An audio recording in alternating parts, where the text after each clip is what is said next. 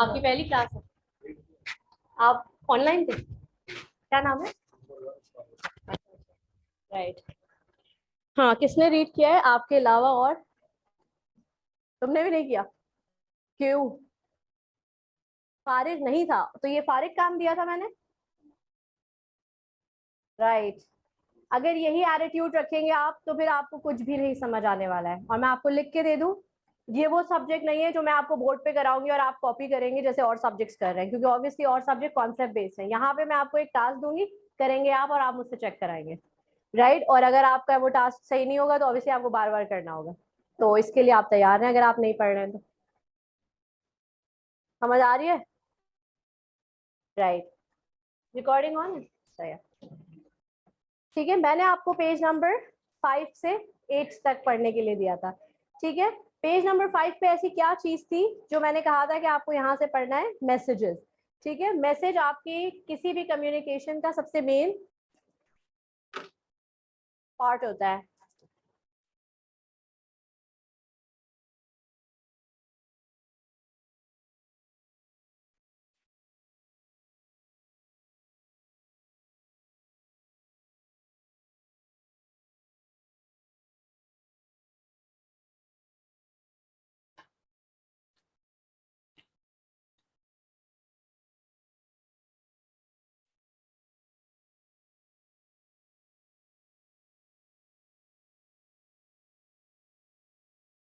ठीक है, मैंने आपको कहा था मैसेजेस के बारे में पढ़कर आए। ठीक है, मैसेजेस किस चीज को कहा जाता है? क्या सिर्फ जो रिटन चीजें हम एक कॉरेस्पॉन्डेंस के तौर पे यूज कर रहे होते हैं वही मैसेजेस होते हैं?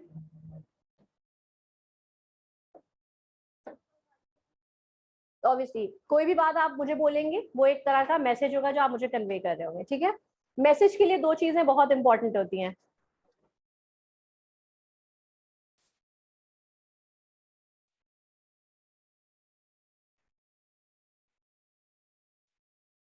मीडियम और चैनल। ठीक है, मीडियम क्या है?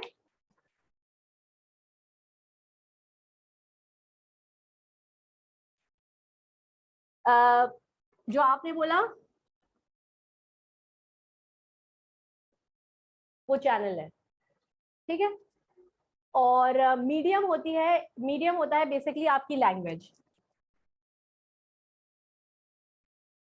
ठीक है, जिस भी लैंग्वेज में आपका मैसेज होता है वो आपका मीडियम कहलाता है।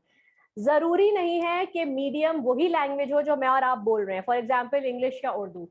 जैसे कि हम उस दिन बात कर रहे थे नॉन वर्बल जेस्चर्स की, तो वहां पर मीडियम क्या है?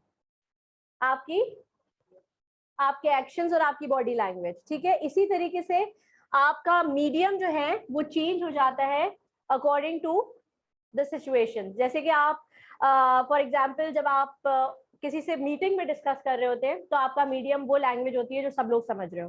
ठीक है, इसी तरीके से जब आप किसी को क्या कहते हैं, जो आपके सामने नहीं है, आप उसे ईमेल लिख रहे हैं या आप उसको व्हाट्सएप मैसेज कर रहे हैं, तो ये सारी चीजें क्या हो जाती हैं? ये मीडियम में आ जाएगा। यानी कि आप कौन सी लैंग्वेज यूज कर रहे हैं? आप यूजुअली टेक्स्ट लैंग्वेज यूज करते हैं। ठीक है, हमने देखा होगा व्हाट्सएप में जब हम लैंग्वेज यूज करते हैं तो वो शॉर्ट फॉर्म या बहुत कॉन्ट्रैक्टेड फॉर्म में होती है। ठीक है, आप पूरी बात नहीं लिख रहे होते हैं, आप कॉन्ट्रैक्शंस या एब्रीविएशंस यूज करते हैं। ठीक है, अब तो पता नहीं कितने सारे एक्रोनियम्स आ गए हैं जो कि हमारी जनरेशन के लिए बिल्कुल ही नए होते हैं और हमें समझ में भी नहीं आ रहे होते हैं। ठीक है, लेकिन आपकी जनरेशन ने वो क्योंकि इन्वेंट किए होते हैं तो ऑब्वियसली आपको ज्यादा पता होता है। राइट। तो मीडियम जो होती है वो आपका लैंग्वेज होती है और चैनल होगा आपका इंटरनेट या फिर टेलीकम्युनिकेशन या फिर प्रिंटेड एड्स। ठीक है, प्रिंटेड एड्स जो है वो बेसिकली आपका चैनल नहीं है, वो प्रिंट मीडिया जो है वो चैनल हो सकता है, लेकिन एड जो है वो एक तरह की लैंग्वेज है जो आप किसी लैंग्वेज में मैसेज दे रहे हैं। ठीक है, यानी कि बिल बोर्ड पे किस तरह की विजुअल लैंग्वेज होती है? पिक्चर्स, कार्टून, ग्राफिक्स, ये सारी चीजें क्या होती हैं? ये पिक्टोरियल लैंग्वेज है, यानी कि विजुअल लैंग्वेज। इसमें आपको सिर्फ पिक्चर्स देख के, कभी कभी कोई चीज सिंबॉलिकली यूज होती है और आपको समझ आता है कि इसका मतलब क्या है। ठीक है, तो इसी तरीके से फॉर एग्जाम्पल अभी तो अब तो कितना इजी है कि आप किसी भी एड में जब बहुत सारा खाना देख रहे होते हैं तो आपको पता होता है कि या तो ये किसी कोल्ड ड्रिंक का एड होगा या किसी मसाले का ऐड होगा। ठीक है, तो आपको खाना देख के समझ आता है कि ये ऐड किस चीज का है। इसी तरीके से जब आप बहुत ज्यादा लोगों को एक दूसरे से बात करते हुए या कम्युनिकेट करते हुए किसी ऐड में देखते हैं कि एक फैमिली दिखा रहे हैं, फ्रेंड्स दिखा रहे हैं, तो या तो वो किसी कोल्ड ड्रिंक का ऐड होता है या फिर चाय का ऐड होता है। यूजुअली चाय के ऐड में आप हमेशा किस चीज को सबलिमिनली दिखा रहे होते हैं, यानी कि इनडायरेक्ट मैसेज आपका क्या होता है कि ये एक ऐसी चीज है जो सबको साथ ले आती है, राइट। तो ये सारे आपके क्या होते हैं, ये मीडियम्स हैं आपके, ठीक है। और चैनल ये है कि किस थ्रू दिखाया जा रहा है, यानी कि या तो वो इंटरनेट के थ्रू चीज आ रही है आपके पास, या टेलीकम्युनिकेशन के आ रही है, या प्रिंट मीडिया के, या इलेक्ट्रॉनिक मीडिया, ठीक है, इन सब चीजों के थ्रू। तो ये दो चीजें आपको क्लियर होनी चाहिए। हो गई, गुड। इसमें आपको बताया गया है कि मैसेज किस किस तरह के होते हैं, या किन किन चीजों को हम मैसेज ले सकते हैं। Answer to a question, for example मैंने आपसे एक सवाल किया, आपने मुझे जवाब दिया, ये मैसेज है। क्या मैसेज है ये, मुझे पता चल रहा है कि आपको इस चीज के बारे में ये इन्फॉर्मेशन है, तो ऑब्वियसली मुझे एक मैसेज मिला, ठीक है। Information that the recipient should remember for future reference, commonly referred to as for your information. कभी देखा है, आजकल तो ये चीज बहुत कॉमन है, जब आप ईमेल्स देखते हैं या उस तरह की चीजें देख रहे होते हैं, यानी कि व्हाट्सएप पे कोई फॉरवर्डेड मैसेज आता है तो FYI लिखा होता है, फॉर योर इन्फॉर्मेशन, ठीक है। ये एक एब्रीविएशन या एक्रोनियम है जो यूज हो रहा होता है फॉर योर इन्फॉर्मेशन के लिए। तो किसी भी तरह की जब इन्फॉर्मेशन शेयर होती है आपसे, चाहे वो ओरली हो रही हो, रिटन फॉर्म में हो रही हो, या न्यूज के फॉर्म में हो रही हो, वो सब क्या है, मैसेज, ठीक है। ये तो आपको एक्रोनियम बताया है, यानी कि आपके पास इस तरीके की एब्रीविएशन के साथ जो मैसेज आता है वो भी एक मैसेज के उसमें आ रहा है, सर्कल में। फीडबैक, आपने मुझसे कोई इन्फॉर्मेशन शेयर की, या आपने मुझे अपना कोई काम शेयर करा, यानी कि कोई भी चीज लिख के दिखाई या पढ़ के सुनाई या व्हाटएवर, या कोई भी सवाल या कोई बात या कोई डिस्कशन स्टार्ट हुआ, जो भी फीडबैक मैं आपको दूंगी वो आपके लिए क्या होगा, मैसेज होगा, ठीक है। क्योंकि उस मैसेज से आपको कुछ ना कुछ पता चलेगा, या तो आपकी लर्निंग होगी, और या फिर आप अपनी ही किसी मिस्टेक को रेक्टिफाई कर पाएंगे, यानी कि गलती को पकड़ के सही कर पाएंगे, राइट। तो मैसेज वो भी होता है, यानी कि फीडबैक भी एक मैसेज है, ठीक है। Piece of information,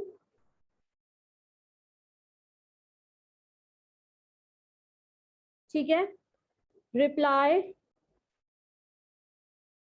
to a question, ये सब किस कैटेगरी में आ रहा है, मैसेज की कैटेगरी में आ रहा है, ठीक है। और लास्ट है call to action. Call to action का क्या मतलब है, फॉर एग्जाम्पल मैंने आपसे अभी कहा कि अब आप सबको नोटबुक निकालनी है और एक ऐसे लिख के मुझे दिखाना है, तो ये जैसे ही आप ये काम शुरू करेंगे, ये आपके लिए एक इम्पेरेटिव मैसेज है, यानी कि मैंने आपको एक काम करने के लिए दिया है और आपको वो काम करना है। इसी तरीके से जब आप ऑर्गेनाइजेशन में होते हैं तो आपको क्या कहा जाता है, आपको कोई ना कोई टास्क प्रोजेक्ट असाइन किया जाता है और उसके लिए आपको डेडलाइन दी जाती है, ठीक है। कभी कभी अगर वो टास्क बहुत लेंदी या डिफिकल्ट या चैलेंजिंग होता है तो आपको एक टीम भी असाइन करके दी जाती है कि ये 4 लोग आपके साथ काम करेंगे, राइट। और ये आपकी डेडलाइन है, आपको इस डेडलाइन से पहले या इसके अंदर ये चीज हमें देनी है एज अ रिजल्ट, ठीक है। तो जब इस तरीके का आपको कोई कॉल टू एक्शन मिले तो इसका भी एक इसका मैसेज आप क्या ड्राइव करेंगे, यानी क्या मैसेज है ये कि अब आपको काम करना है, अब आप बैठ नहीं सकते, राइट। तो ये सारी चीजें आपकी मैसेज की कैटेगरी में आती है। एनी क्वेश्चन या एनी कंफ्यूजन, क्लियर है, इजी चीजें हैं, ठीक है। स्ट्रक्चर, हर मैसेज का एक स्ट्रक्चर होता है, ठीक है। ये हम अब किस तरह से पढ़ेंगे, जब हम आगे सारे चैप्टर्स पढ़ना शुरू करेंगे तो आप देखेंगे हर चीज ऑफिशियल इन्वायरमेंट में स्ट्रक्चर्ड होती है। दोस्तों से जब आप बात करते हैं तो आप अपनी बात को करने से पहले बहुत सोचते नहीं है, क्योंकि आप लोगों की बॉन्डिंग इतनी स्ट्रांग होती है कि यू भी, ठीक है, आप लोगों की बॉन्डिंग इतनी स्ट्रांग होती है कि आपको पता होता है कि यार ये मेरी बात का बुरा नहीं मानेगा, या जो भी मैं बात कर रही हूँ ये फौरन समझ लेगा, इसलिए क्योंकि आप लोगों की एक रेपो बिल्ड हुई हुई होती है, राइट। प्रोफेशनल एनवायरनमेंट में आपको रेपो बिल्ड करनी पड़ती है, राइट, क्योंकि आप पहली बार लोगों से मिल रहे हैं, आप एक नई ऑर्गेनाइजेशन में आए हैं, आपको वहाँ के नॉर्म्स, एथिकल रूल्स का कुछ का नहीं पता। जब आपका फर्स्ट डे है और आप पहली बार लोगों से इंटरेक्ट करेंगे तो यू नीड टू अंडरस्टैंड कि वो किस तरह की बात समझ रहा है और मुझे उससे कितनी बात करनी चाहिए। अब आप पहले दिन ही ये नहीं कहेंगे यार चलो चाय पीते हैं, क्या इंप्रेशन पड़ेगा अगर आपका ये पहले दिन आपने जाते ही कह दिया चाय का चर्सी और कोई इंप्रेशन, काम नहीं करने आया है ये, या यही करने आया है, राइट।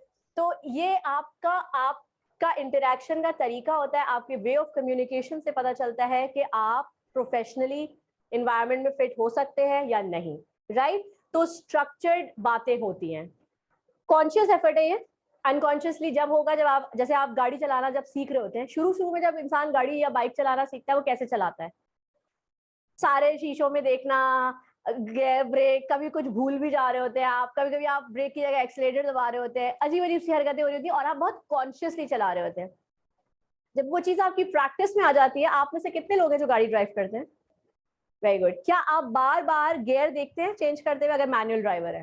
ठीक है, या आपको आप कॉन्शियसली सोचते हैं अच्छा अब ये वाला पैर इस पे रखना है? नहीं, इसलिए क्योंकि you people are now proficient in that thing, right? इसी तरीके से जब आप किसी भी जगह आते हैं और आपको वहां का नहीं कुछ पता होता तो आप बहुत कॉन्शियसली बिहेव करते हैं, अनटिल अनलेस आप उस एनवायरनमेंट में कुछ दिन गुजार के लोगों को जब समझ लेते हैं तो आप चीजों में अपनी प्रोफिशिएंसी बिल्ड करते हैं। ठीक है, और उसके बाद आप कैसे हो जाते हैं, फिर आप प्रोफिशिएंट होते हैं। आपको सिर्फ लोग ये कहते हैं यार ये काम ये रिपोर्ट तुम्हें बनानी है, उन्हें आपको बैठ के ये नहीं समझाना पड़ता आधे घंटे रिपोर्ट बनती कैसे है। वाई? बिकॉज कि उनको पता होता है कि आपकी अब इतनी ट्रेनिंग हो चुकी है कि आप ये काम कर सकते हैं, राइट? यूजुअली आपने देखा होगा कंपनीज में प्रेजेंटेशन का टास्क या किसी भी जगह कंपनी रिप्रेजेंट करने का टास्क उस बंदे को दिया जाता है जिसके अंदर ये सारी क्वालिटीज बिल्ड हो चुकी हैं। यानी कि उसने एक टाइम, जैसे अब यहाँ पर आप अभी आए हैं, अभी आप लोगों का बिल्कुल फर्स्ट फ्रेश ईयर है, ठीक है, अब आप लोग पीआरसी पढ़ रहे हैं। जब आप कैफ में आएंगे और कैफ के भी मेरे ख्याल से 2-4 पेपर क्लियर कर लेंगे तो फिर क्या होगा कि कहीं पर भी इंस्टीट्यूट को रिप्रेजेंट करने के लिए आप में से किसी का भी नाम सजेस्ट कर दिया जाएगा। ठीक है, क्योंकि वो आप एज ए एम्बेसडर किसी भी जगह जाके इंस्टीट्यूट को रिप्रेजेंट कर पाएंगे। आपको बहुत सारी चीजों का पता होगा, आपको कोर्सेज का पता होगा, आपको एनवायरनमेंट का पता होगा, टीचर्स का पता होगा, ये बहुत सारी चीजें होती हैं। ठीक है, तो इसी तरीके से जब आप किसी भी जगह जाते हैं तो आपको पहले क्या बिल्ड करना पड़ता है? सबसे ज्यादा इंपॉर्टेंट होता है कम्युनिकेशन में रैपोर्ट। ठीक है, रैपोर्ट का मतलब होता है बॉन्डिंग। ठीक है, और ये कौन सी बॉन्डिंग है? ऐसी बॉन्डिंग नहीं है कि सबसे दोस्ती करके बैठ जाए आप कि चलो भाई सब चाय पियेंगे, नहीं। Bonding means you should know the mental level of the other person जिसके साथ आप बात कर रहे हैं। ठीक है, जैसे मैंने उस दिन एग्जांपल दी थी पहली क्लास में कि अगर कोई बंदा सिर्फ प्रॉफिट लॉस सोच रहा है तो आप उससे जो है ज्यादा ये बातें नहीं कर सकते कि ये फील अच्छी आ रही है, वाइब अच्छी आ रही है, ये नहीं कर सकते। और अगर कोई वाइब ही पे ज्यादा टिका हुआ है और आपसे ऊपर पोजीशन पे तो आप उसको हर वक्त प्रॉफिट लॉस नहीं बता सकते। वो आपको कहेगा भाई तुम तो हर वक्त पैसा ही सोचते रहते हो, निकलो यहाँ से, राइट? तो ये बहुत सारी चीजें होती हैं जो आप रेपो बिल्ड करने के लिए बहुत ज्यादा ऑब्जर्व करके देख रहे होते हैं। तो स्ट्रक्चर आपको इसी तरीके से करना पड़ता है। स्ट्रक्चर का जो मेन थिंग है जो स्ट्रक्चर में आ रही होती है वो है वॉल्यूम।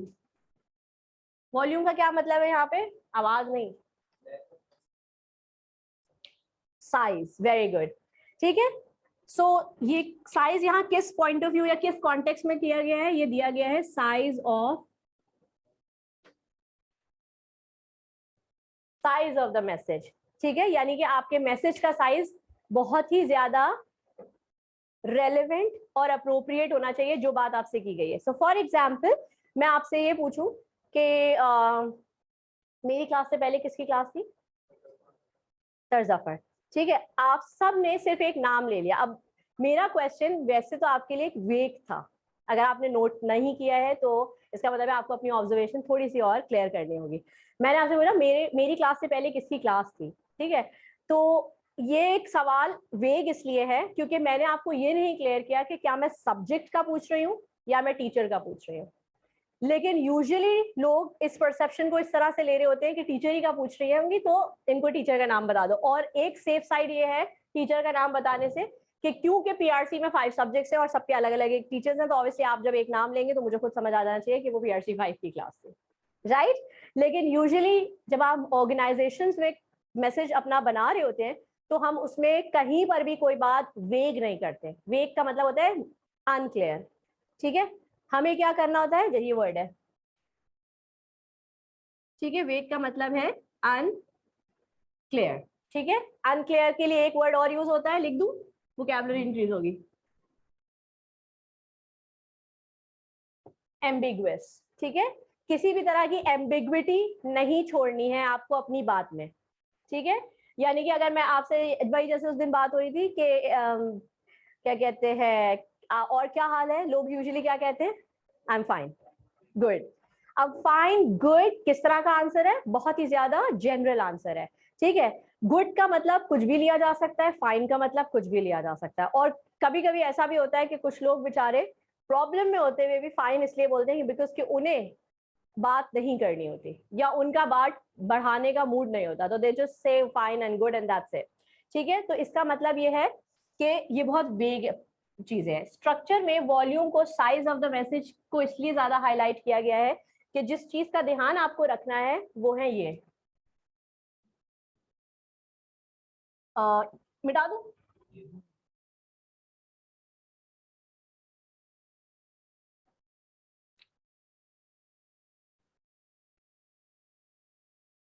किसी ने सुने 7 C's पहले? ठीक है, 7 C's क्या होते हैं, मतलब ये कहाँ यूज हो रहे होते हैं? कम्युनिकेशन में, ठीक है। किसी भी तरह की जब कम्युनिकेशन आप करते हैं प्रोफेशनल या फॉर्मल लेवल पे, ठीक है, तो 7 C's इंपॉर्टेंट रूल्स होते हैं, ठीक है। आज मैं आपको ये सारे 7 C's बताऊंगी, तो आपको एक चीज में आसानी ये हो जाएगी कि जब आप अपना लेटर कंस्ट्रक्ट करेंगे, जब हम लेटर प्रैक्टिसिंग में आएंगे या हम चीजें लिखना शुरू करेंगे, तो आपको अपने लेटर्स में ये देखना है कि आपके 7 C's यूज हो रहे हैं या नहीं, ठीक है। पहली चीज है, जो पहला C है, वो है क्लैरिटी, ठीक है। जो बात आप करें क्लियर करें, ठीक है। क्लियर का मतलब ये नहीं है कि आप उस बात को बहुत लंबा कर दें, ठीक है। ना ही इसका ये मतलब है कि हर वो इररेलेवेंट डिटेल इसमें डाल दें जो मैंने पूछी भी नहीं, ठीक है। लेकिन इसका मतलब ये जरूर है कि जो पूछा जा रहा है उसका क्लियर और स्ट्रेट जवाब दें, ठीक है। कोई भी बात, कोई भी वर्ड आपकी बात में या आपके पूरे मैसेज में ऐसा ना हो जिससे किसी किस्म की एम्बिग्विटी क्रिएट हो रही हो, यानी कि अनक्लैरिटी स्टार्ट हो रही हो, ठीक है। तो क्लैरिटी आपके प्रोफेशनल या ऑर्गेनाइजेशनल मैसेजेस में सबसे पहली चीज है। नंबर 2,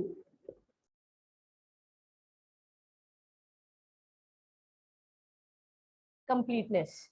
कंप्लीटनेस क्यों जरूरी है? सो फॉर एग्जाम्पल, मैंने आपसे किसी चीज के बारे में इंफॉर्मेशन मांगी, ठीक है। सो आप में से आप लोग इंटर कर आए हैं, ठीक है। अब मैं कहूँ कि मुझे ना बताइएगा कि प्री इंजीनियरिंग में जो है वो क्या क्राइटेरिया एडमिशन का, इंटर में कैसे एडमिशन मिलेगा, अगर कोई मैट्रिक करके प्री इंजीनियरिंग की तरफ जाना चाहे तो उसको क्या करना है या क्या क्या पढ़ना है। तो यूजुअली कैसा जवाब आता है, आप क्या कहेंगे? मैट्रिक भी? हाँ, अच्छा, मैट्रिक पास होगा तो प्री इंजीनियरिंग में एडमिशन मिल जाएगा, चाहे कोई भी डिसिप्लिन में उसने मैट्रिक किया हो। अगर उसने कॉमर्स या आर्ट्स में किया होगा तो भी प्री इंजीनियरिंग में मिल जाएगा, मिल जाता है, हाँ, मिल जाता है। कोई परसेंटेज या इसका कोई क्राइटेरिया नहीं है।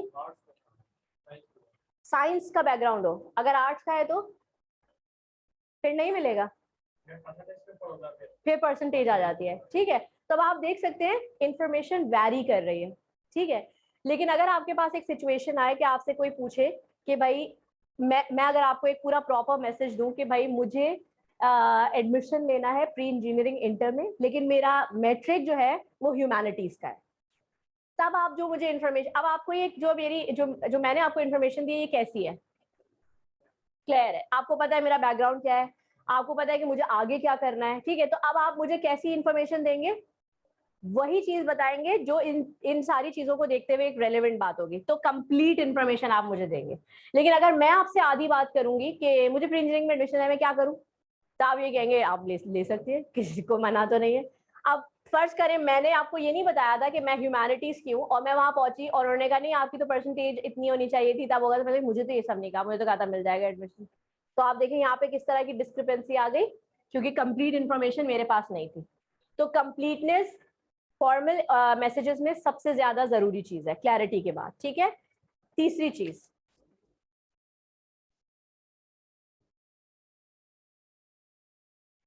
करेक्टनेस, ठीक है। करेक्टनेस को क्यों इंपॉर्टेंस दी जा रही है? फॉर इंस्टेंस, आपने मुझे एक इन्फॉर्मेशन दी, इन्होंने मुझे एक इन्फॉर्मेशन दी, ठीक है। अब अगर फर्ज करें कि मैं एक बहुत ही ज्यादा जो हूँ, क्या कहते हैं, इंक्विजिटिव किस्म की स्टूडेंट हूँ और मुझे 4 जगह से और इन्फॉर्मेशन मिल रही है, तो इसका मतलब क्या है? और अगर हर जगह की इंफॉर्मेशन में कोई ना कोई डिस्क्रिपेंसी आएगी, तो इसका मतलब यह है कि या तो आप या जिसने भी बाद में दी है, मुझे करेक्ट इन्फॉर्मेशन नहीं मिल पा रही है, ठीक है।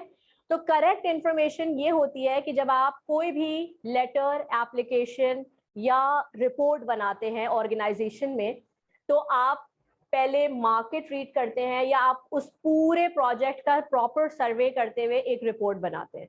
इसलिए क्योंकि अगर आपके बॉस को, यानी कि जो भी आपका सुपरवाइजर है, उसके पास वो पहुंची और उसने उसे कहीं से भी डबल चेक या क्रॉस चेकिंग कर ली और आपकी इंफॉर्मेशन उसे करेक्ट नहीं लगी या कहीं से भी थोड़े से फ्लॉज आए, तो ये आपकी रिपोर्टिंग का फ्लॉ होगा, आपको डायरेक्ट क्वेश्चन कर दिया जाएगा, राइट। तो आपको कंप्लीटनेस और करेक्टनेस क्लैरिटी के साथ देखनी है, ठीक है।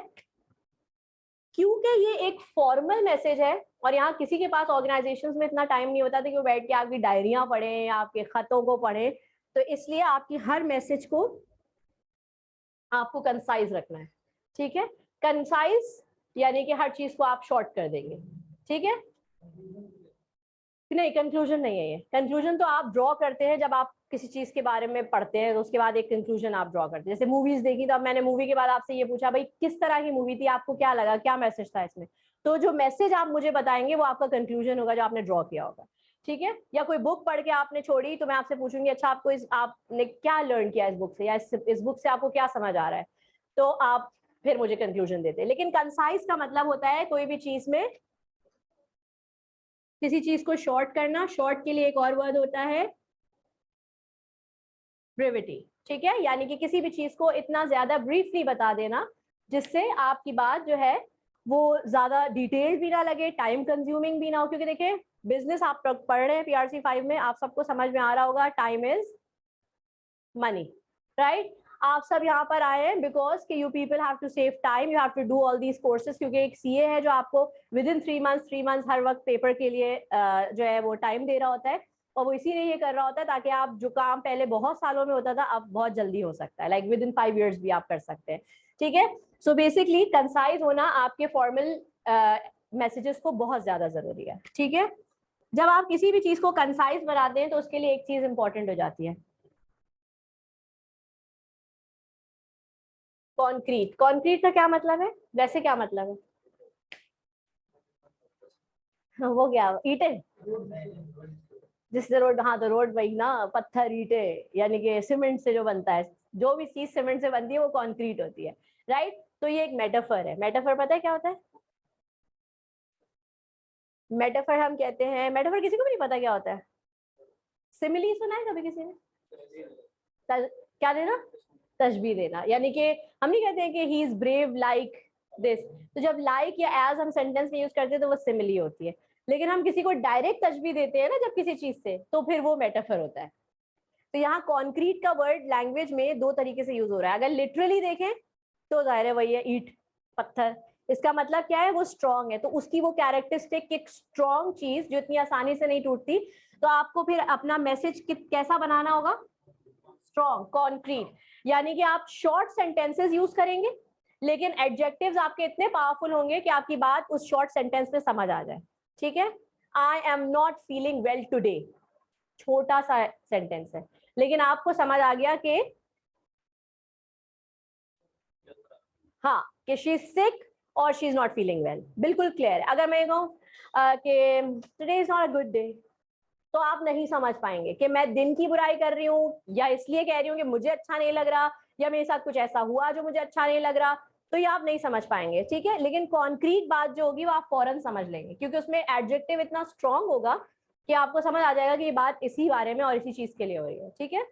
सो ये हो गए 5, ठीक है। 2 चीजें ऐसी हैं जो यूजुअली यूज होती है लेकिन हर मैसेज यानी ये रिपोर्ट्स वगैरह में उसकी इतनी जरूरत नहीं होती, लेकिन हाँ लेटर्स या ओरल कम्युनिकेशन में काफी जरूरत होती है।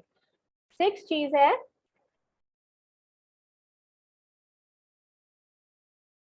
कर्टेसी, ठीक है।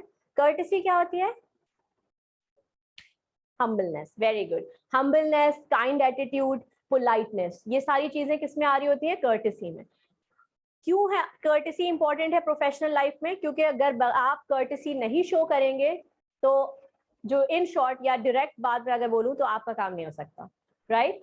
अगर आप किसी क्या कहना चाहिए लोअर लेवल पे है और आपको अपने सुपीरियर से बात करनी है तो भी आपको कर्टेसी शो करनी है, because if you don't do that आपको सफर करना पड़ेगा। और अगर मैं किसी सीनियर पोजीशन पे हूं और मैं अपने सबऑर्डिनेट से बात करूंगी तो भी मुझे कर्टेसी शो करनी है। क्यों? क्योंकि अगर उन्हें मैं रिस्पेक्ट नहीं दूंगी तो वो मेरा काम नहीं करेंगे, बिकॉज एवरीबडी अर्न्स रिस्पेक्ट। ठीक है, तो कर्टेसी जो है आपका 6 इंपॉर्टेंट पॉइंट है। एक पॉइंट और है, अब वो आप लोग मुझे बताएं क्या हो सकता है।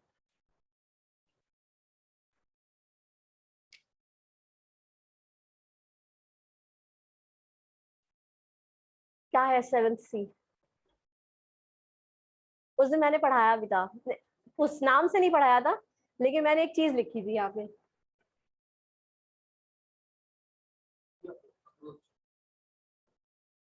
यू अप्रोच क्या थी? यू अप्रोच कोई एक्सप्लेन करेगा मुझे आप ऐसी अपने जबान में? Very good. तो आपको क्या करना पड़ रहा है? आपको कंसिडरेशन शो कर रहे हैं आप। ठीक है, कंसिडर कर रहे हैं आप किसको? अपने रिसीवर को। कम्युनिकेशन में 3 चीजें बहुत इंपॉर्टेंट होती हैं, सेंडर, मैसेज, रिसीवर। ठीक है, तो जब भी आप अपने रिसीवर को कंसिडर कर रहे हैं इसका मतलब है आप कंसिडरेशन शो कर रहे हैं। और हमारी कम्युनिकेशन स्ट्रांग होती ही जब है जब हम सिर्फ रिसीवर को कंसिडर करते रहे। ठीक है, जो भी सेंडर है किसी कम्युनिकेशन में उसका काम पहला यही है कि उसे यू अप्रोच अप्लाई करनी है हर काम में। हाँ, लेकिन कंप्लेन्स में नहीं करनी है। सो फॉर एग्जाम्पल आप मेरे क्लाइंट हैं, आपने किसी चीज की मुझे कंप्लेन भेजी कि ये जो प्रोडक्ट हमने आपसे लिया था ये नहीं चल रहा, इसमें प्रॉब्लम आ गई, अब आप इसे चेंज करके दें। अब जब मैं इस चीज का रिप्लाई आपको करूंगी इस कंप्लेन का, तो मुझे यू अप्रोच नहीं लगानी है। आप ही ने गलती की होगी, आपने गलत बटन दबा दिया, आपने ज्यादा वोल्टेज पे लगा दिया, आपने ये कर दिया, तो वो क्या करेगा? वो मुझसे वो ऑब्वियसली एंगर इश्यूज तो आएंगे आएंगे, लेकिन ये कि हमारा और उसका बिजनेस वहीं पे हमारा एक रिलेशन ही ब्रेक हो जाएगा। ठीक है, और फिर वो हमसे कभी भी कोई चीज नहीं लेगा, ना कोई काम कराएगा। तो हमें ये करना है नहीं, because we have to grow our business. तो हमें हमेशा यू अप्रोच पॉजिटिव वे में लगानी है, नेगेटिव वे में नहीं। ऐसी कंप्लेन वाली सिचुएशन में आपका रिप्लाई किस तरीके का होना चाहिए? Humble, courteous. क्यों? क्योंकि आपको ये बोलना है कि I deeply apologize for the inconvenience which you have faced due to our product failure. ठीक है, there could be numerous reasons which have affected this product in certain situations or circumstances. You can get exchange for this thing. You can see our other deals. आना है? हाँ हाँ, तो नहीं आना तो यहाँ क्यों खड़ी? झाँक क्यों रही? ठीक है, तो समझ आ रही है कि इस तरीके से फिर आप कर्टेसी वहां यूज करते हैं जब नेगेटिव मैसेज आपके पास रिसीव हो रहा है। लेकिन अगर आपको पॉजिटिवली कुछ करना है, आपकी तरफ से यू अप्रोच हमेशा रिसीवर को खुश करने की होगी। ठीक है, क्योंकि अगर आप ऐसा नहीं करते हैं तो आप याद रखिए आप उस रूल को निगेट कर रहे हैं कि कस्टमर इज ऑलवेज, क्या कहते हैं, it's a general clichéd axiom, customer is always. अल्लाह, कभी कोई बैंक गया है, कभी किसी ने टेलीकम्युनिकेशन वालों को फोन करके कोई यू फोन वगैरह में कंप्लेन किया है, कुछ किया है तुम लोगों ने? या तुम लोग बैठे रहते हो खाली, क्या करते हो पूरे, अरे तुम्हारा पूरे दिन की एक्टिविटी क्या है अगर यहाँ इसको छोड़ दें? कुछ भी नहीं, like nothing, not even on phone. बस फोन पे करते क्या हो? स्क्रोलिंग, बस। तो बताओ, इस तरह से आपको लग रहा है कि आपका टाइम प्रोडक्टिवली यूज हो रहा है या नेगेटिवली? नेगेटिवली हो रहा है। सो किस तरीके से आप अपनी चीजों को कंस्ट्रक्टिव या प्रोडक्टिव बना सकते हैं? सिर्फ चीजों को ऑब्जर्व करके। मैं आपसे ये नहीं कह रही कि फोन यूज करना छोड़ दो, टीवी देखना छोड़ दो, या खेलना छोड़ दो, या बाहर जाना छोड़ दो, या दोस्तों से मिलना नहीं, कुछ ना करें आप, लेकिन एटलीस्ट जो भी काम करें उसमें कॉन्शियसली चीजों को ऑब्जर्व जरूर करें। क्योंकि जितना ऑब्जर्वेशन स्ट्रांग होगी उतना ये पेपर्स आपके आसानी से निकलेंगे, क्योंकि आप खुद से बहुत कुछ लिख सकेंगे। राइट? ये सारी वो चीजें हैं जो आप डेली लाइफ में कर रहे होते हैं, but you don't consciously pay attention. तो आप क्या करते हैं, चीजें आपके दिमाग से निकलती चली जाती हैं। हमारे दिमाग में इंफॉर्मेशन आ रही है, बहुत स्पीड में आ रही है और बहुत सारी आ रही है क्वांटिटी में, लेकिन हम उन चीजों को नहीं याद रख पाते क्योंकि हम कॉन्शियसली अटेंशन नहीं दे रहे। ठीक है, तो याद रखिए कि आपको क्या क्या देखना है कि आपको ये 7 C's अपने मैसेज में जरूर यूज करने। कोई एक सी जो आपको क्लियर नहीं है?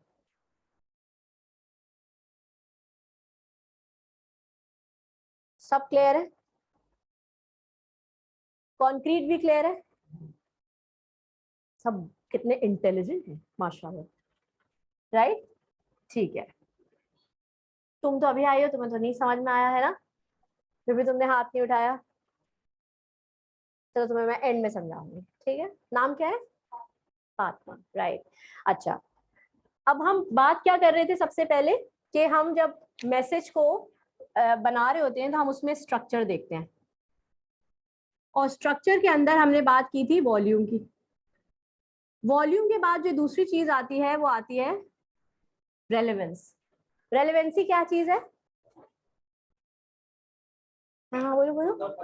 टू द पॉइंट, जो बात पूछी जा रही है सिर्फ वही बताएं, उससे ज्यादा कुछ ना बताएं या उससे हट के कुछ ना बताएं, ठीक है? बहुत सारे लोगों को आदत होती है कि वो एक्स्ट्रा बात करते हैं, जो बात पूछी जाती है उसी का जवाब नहीं देते, और जब देते हैं तो वो भी उल्टी तरह से दे रहे होते हैं, घुमा फिरा के दे रहे थे।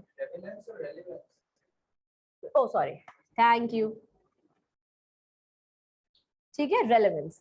रेलेवेंसी आपके मैसेजेस में सिर्फ इसलिए जरूरी है कि you have to save time and energy. तो जितना हो सके आपका वॉल्यूम एक खास लिमिटेड पॉइंट के लिए होना चाहिए, और रेलेवेंसी आपके मैसेज में बहुत जरूरी है, ठीक है? रेलेवेंसी के बाद जो चीज इंपॉर्टेंट है वो है ऑर्डर, ठीक है? ऑर्डर का मतलब होता है किसी भी चीज को ऑर्गेनाइज्ड वे में करना, ठीक है?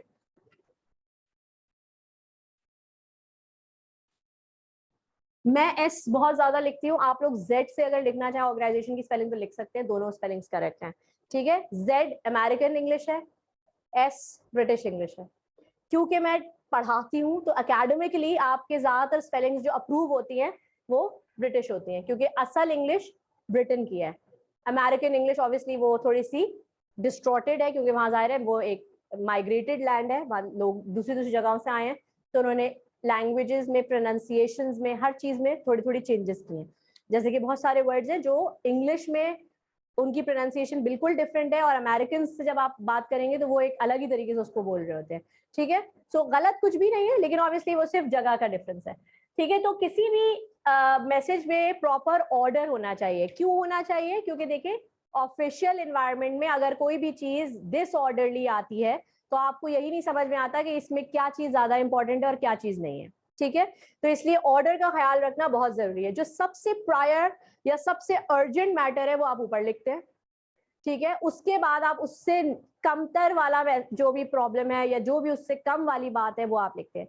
अब जब आप ऐसे लिखने की प्रैक्टिस करेंगे तो उसमें भी मैं आपको यही कहूंगी कि जो आपका सबसे स्ट्रॉन्ग पॉइंट है अपने टॉपिक के लिए वो आप पहले डिस्क्राइब करेंगे, और फिर उससे हल्के पॉइंट्स आप बाद में रखेंगे, ठीक है?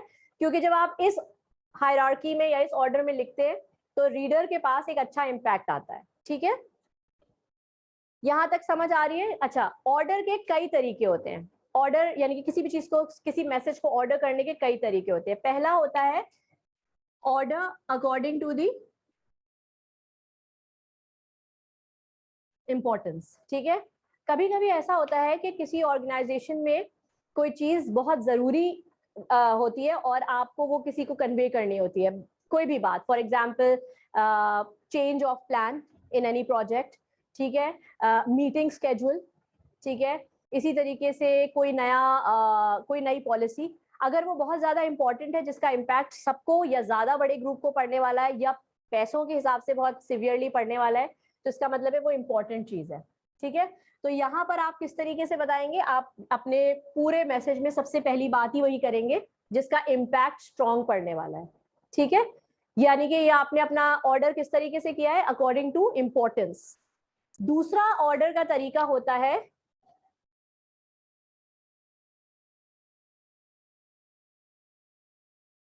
क्रोनोलॉजिकल। इसका मतलब क्या है?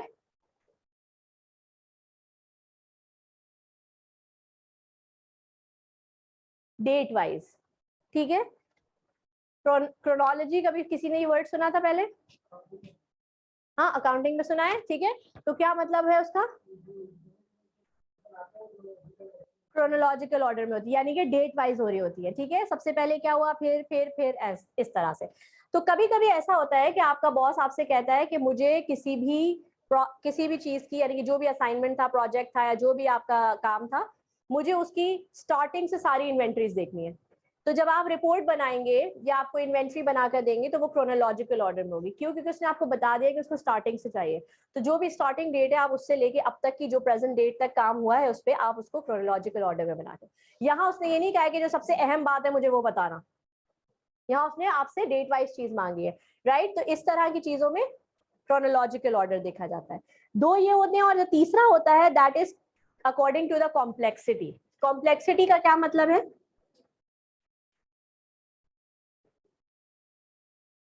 डिफिकल्टी, वेरी गुड, ठीक है। किसी भी काम की डिफिकल्टी के हिसाब से जब कोई रिपोर्ट, लेटर या मैसेज ड्राफ्ट किया जाता है तो उसे हम कहते हैं कि ये कॉम्प्लेक्सिटी को देखते हुए बना है, ठीक है। सो फॉर एग्जांपल, दो अप्रोचेस होती हैं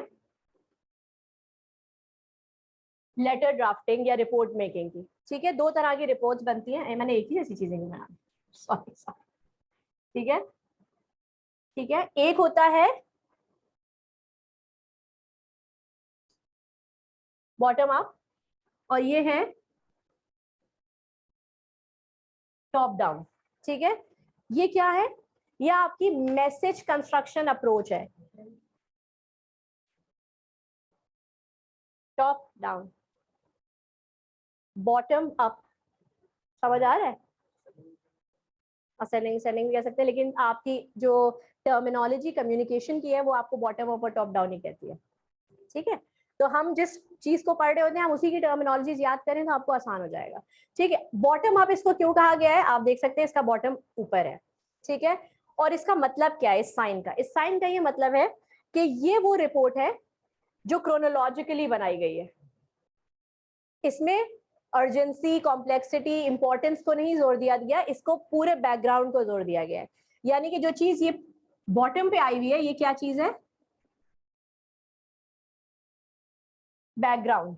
यानी कि कोई भी चीज शुरू कैसे हुई और उसमें आपने क्या क्या किया था, किस किस चीज का यूज किया, कौन से रिसोर्सेज यूज हुए हैं, कितना पैसा यूज हुआ है, आप शुरू से बताते हुए फिर आप कहेंगे जब प्रॉब्लम्स आना शुरू हुई तो आपका कंक्लूजन क्या था। एंड में जो ये आ रहा है पॉइंट, ये आपका, यानी कि सारी चीजों को देखते हुए आपने ये इसका सोल्यूशन या कंक्लूजन ड्रॉ किया। ये किस तरह की रिपोर्ट है? कभी कभी ऐसा होता है कि कोई प्रोजेक्ट चल रहा होता है और बीच में कोई एक ऐसा ऑब्स्टिकल, यानी कि एक ऐसा मसला आ जाता है कि प्रोजेक्ट बीच में रुक जाता है।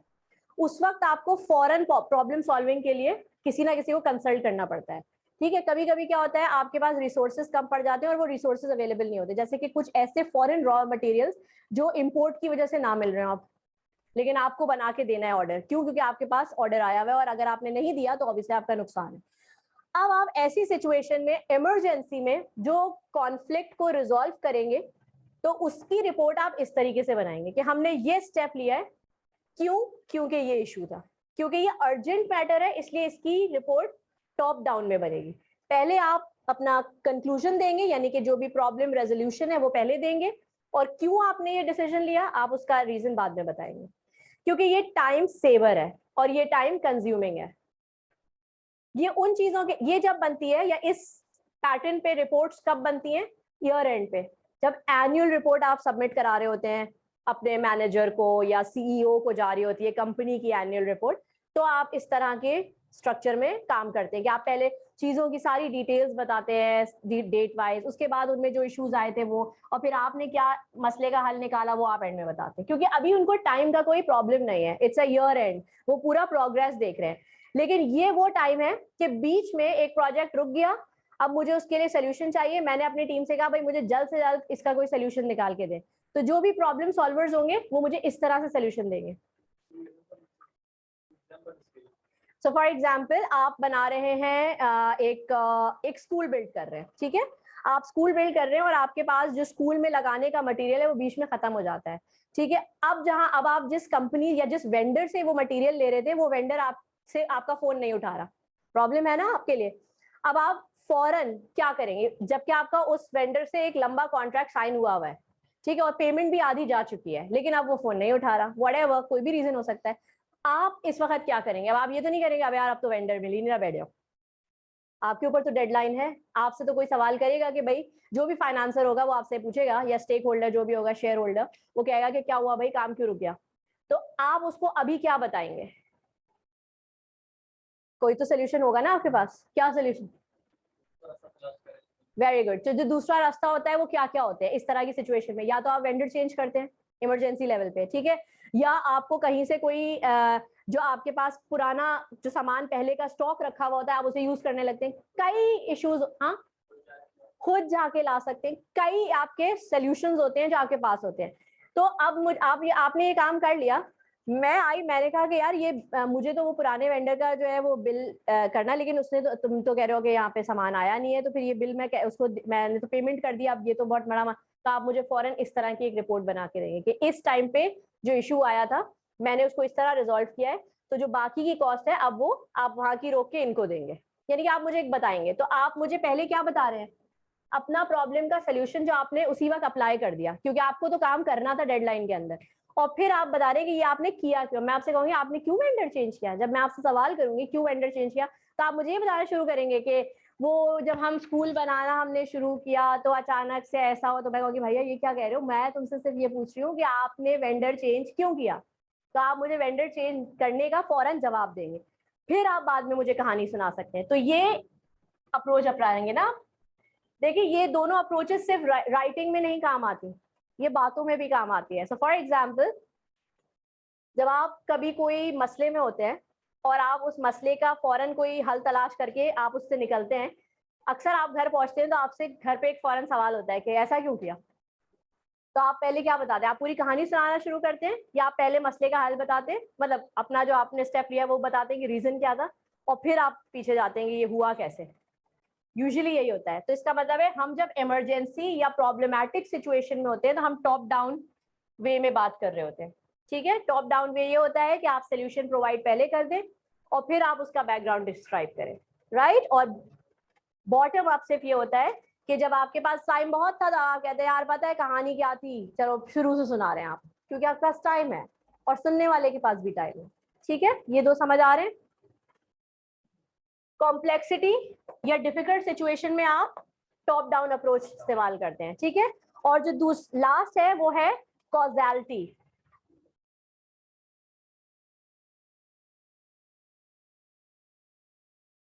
कॉजैलिटी क्या चीज होती है?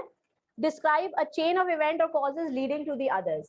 कभी कभी आपसे इस तरह की चीजें पूछी जाती हैं या इस तरह की लेटर्स या रिपोर्ट्स मांगी जाती हैं जिसमें आप शुरू से चेन ऑफ इवेंट्स बताते हैं कि जो भी हुआ उसकी रीजन क्या थी, यानी कि कॉन्सिक्वेंसेस क्या रहे, ठीक है। यानी कि आपने एक काम शुरू किया, अब फॉर इंस्टेंस मैंने आपको 3 पेज पढ़ने के लिए दिए थे, हैं? सबने बड़ी आसानी से मुझे कह दिया टाइम नहीं मिला, फारिग नहीं था, राइट। क्या तुम पूरे वक्त मोबाइल पे थे? फारिग नहीं थे, लेकिन तुम ये पढ़ने के लिए फारिग नहीं थे, राइट। तो फारिग नहीं थे, ये नहीं थे, वो नहीं थे। अब ये आपने मुझे क्या दिया है? आपने मुझे एक आंसर दिया है, लेकिन आप अगर मैं आपसे बोलूँ कि मुझे पूरा चेन ऑफ इवेंट्स बताएं जिस दिन से आप यहाँ गए हैं आपने क्या क्या किया है जो आपको ये 3 पेज पढ़ने का टाइम नहीं मिला, तो जब आप उसके बारे में मुझे बताएंगे तो इसका मतलब ये है कि आप मुझे कॉजेज बता रहे हैं।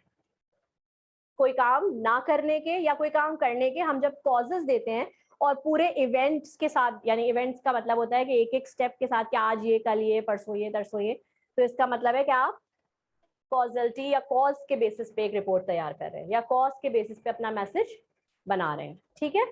तो ये आपके मैसेजेस होते हैं जिसमें आपको स्ट्रक्चर इन तरीकों से किया जाता है, ठीक है।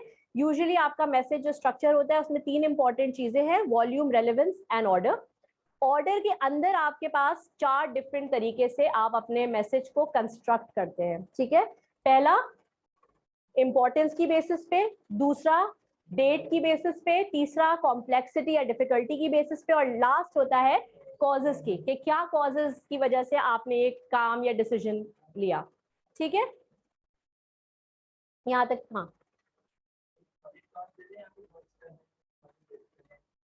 चेन ऑफ इवेंट्स, जैसे एक, हाँ, यानी कि आप एक के बाद एक बता रहे होते कि ये इसलिए हुआ क्योंकि ये ऐसा था, क्योंकि फिर ऐसा, जैसे कि फॉर एग्जांपल जब आप आर्गुमेंटेटिव एसेज लिखेंगे तो उसमें जैसे मैंने उस दिन एग्जांपल दी थी, आप लोगों ने सब ने जल्दी जल्दी जवाब दिए थे, और वो क्या थे, वो कॉजेज थे कि अगर पानी की शॉर्टेज हो रही है पाकिस्तान में तो उसकी क्या कॉजेज हैं।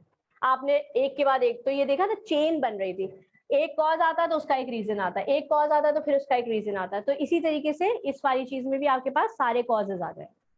ठीक है, यहाँ तक समझ आ गया?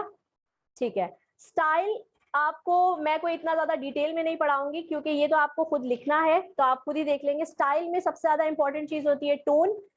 ओरल मैसेजेस में टोन को आइडेंटिफाई करना बहुत इजी है, क्योंकि आपके सामने जो भी बंदा है वो बोल रहा है। फोन पे भी आप उसकी आवाज सुन रहे हैं तो आपको पता है कि वो गुस्से में है, वो पोलाइट है, क्वेश्चनिंग फॉर्म में है, या वो सिर्फ आपको सुन रहा है, आपको समझ। लेकिन रिटन में आप टोन को कैसे आइडेंटिफाई करते हैं? उस दिन किसी ने बताया था, दो चीजों से, चॉइस ऑफ वर्ड्स और पंक्चुएशन। Very good.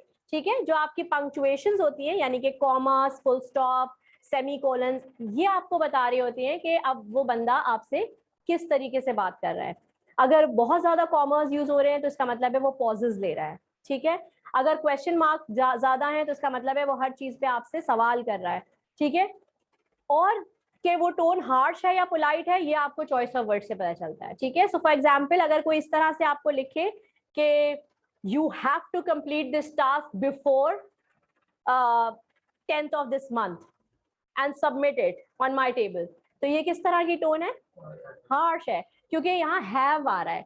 जब भी आप परफेक्ट टेंस यूज करते हैं तो इसका मतलब है आप किसी के लिए ऑब्लिगेटरी बना रहे हैं कि ये काम करना ही करना है। अब मैं ये लिखूं कि you may complete this task by the 10th of this month and submit it to me, इसका मतलब क्या है? कि मैं आपको फ्लेक्सिबिलिटी दे रही हूँ कि यू मे का मतलब ही यही है, ये वो मॉडल ऑपरेटर है जो आपको एक तरह की फ्लेक्सिबिलिटी दे देता है कि आप कर सकते हैं, 10 के अंदर कर लेंगे तो अच्छी बात होगी। ठीक है, सो इसी तरीके से जब आप कस्टमर्स को डील करते हैं या क्लाइंट्स को डील करते हैं तो आप काइंडली, प्लीज, ठीक है, इस तरह की वर्ड्स यूज करते हैं। ठीक है, रिगार्ड्स, रिक्वेस्टिंग, ठीक है, योर क्या, सिंसियरली, ये सारे क्या है? ये एक तरह के वो वर्ड्स है जो आपकी टोन रिफ्लेक्ट कर रहे होते हैं रिटन फॉर्म में। ठीक है, तो चॉइस ऑफ वर्ड्स और पंक्चुएशन आपके टोन को रिफ्लेक्ट करते हैं। दूसरी चीज है, यहाँ पर आप देखिए इन्होंने एक टेबल बना के दिया है पेज नंबर 6 पे, अगर आप सबके पास पीडीएफ है तो आप उसमें देख सकते हैं। ठीक है, इसमें उन्होंने आपको एक टेबल दिया है जिसमें उन्होंने आपको अप्रोच, मूड, पर्सनल और इम्पर्सनल और एम्फेसिस बताए, ये टोन्स बताई हैं, यानी कि आपको कैसे समझ आ रही है। अगर अप्रोच कर रहा है आपको कोई, अप्रोच का मतलब है यानी कि आपको कांटेक्ट कर रहा है कोई, we are out of stock, ये बड़ा नेगेटिव वे है।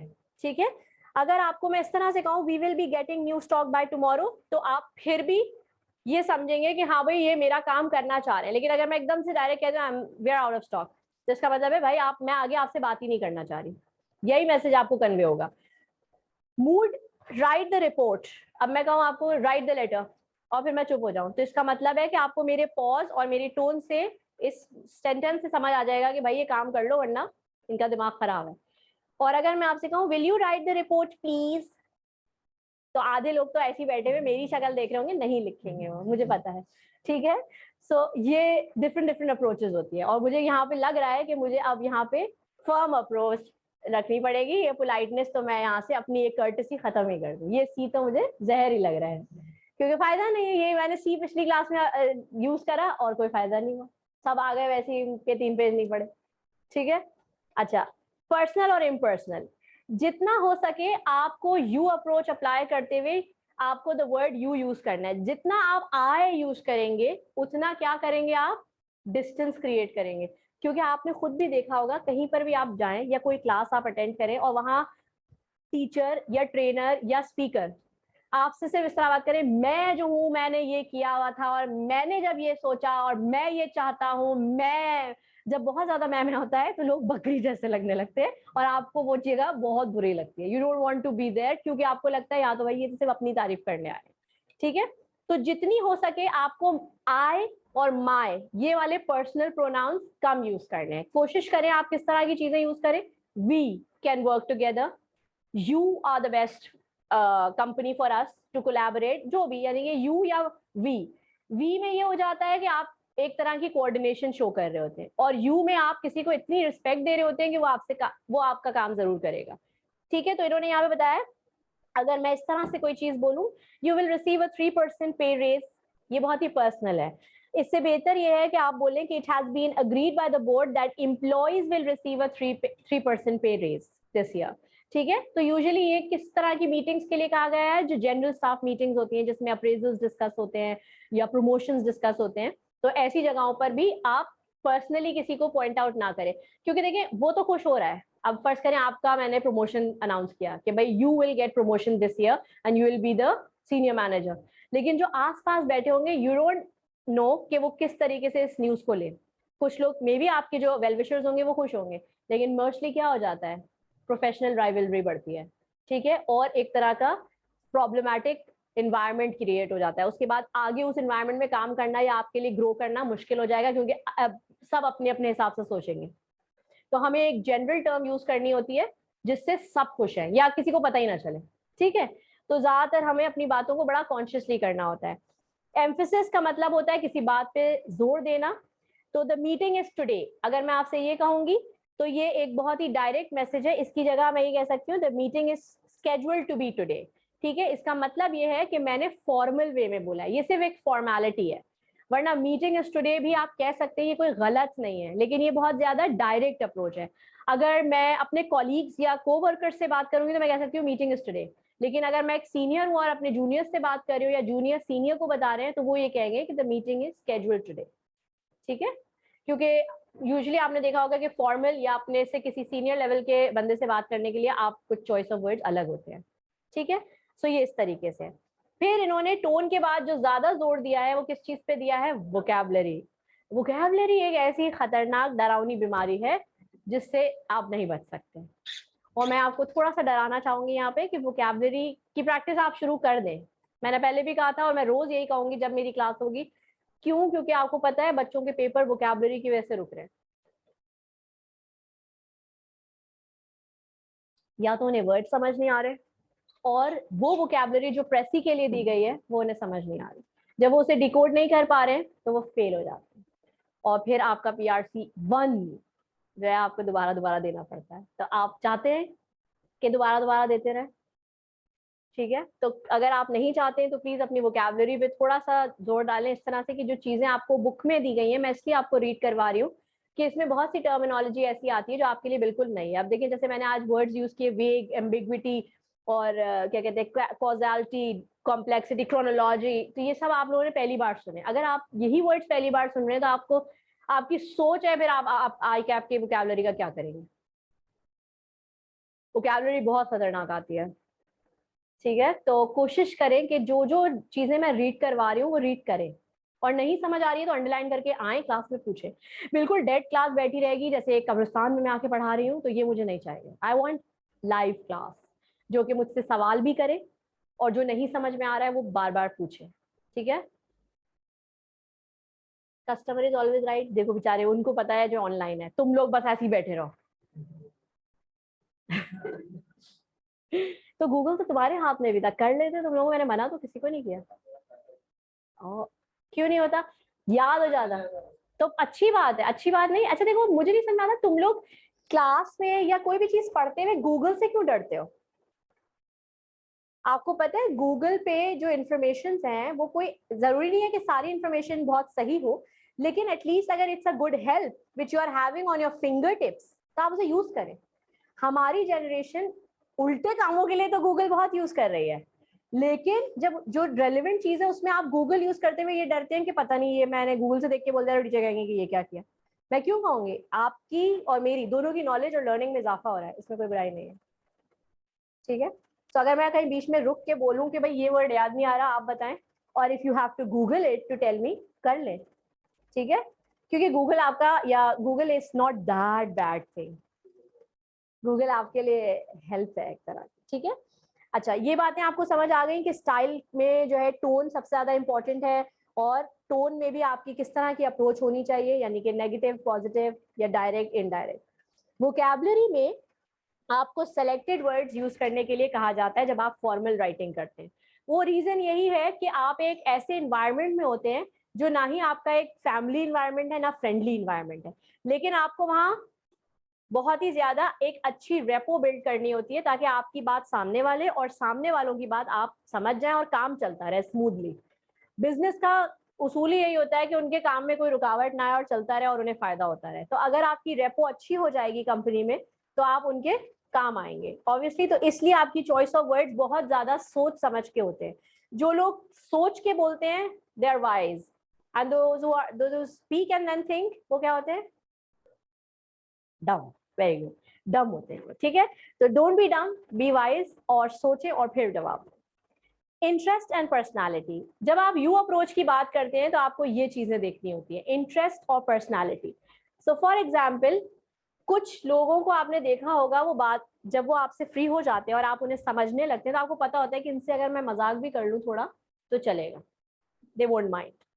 लेकिन कुछ लोगों का आपको पता होता है कि अगर मैंने इनसे मजाक में कुछ बोला तो इनका तो पारा घूम जाएगा और ये तो सुना देंगे या कुछ भी कर लेंगे, ठीक है। बहुत सारे ऐसे लोग होते हैं।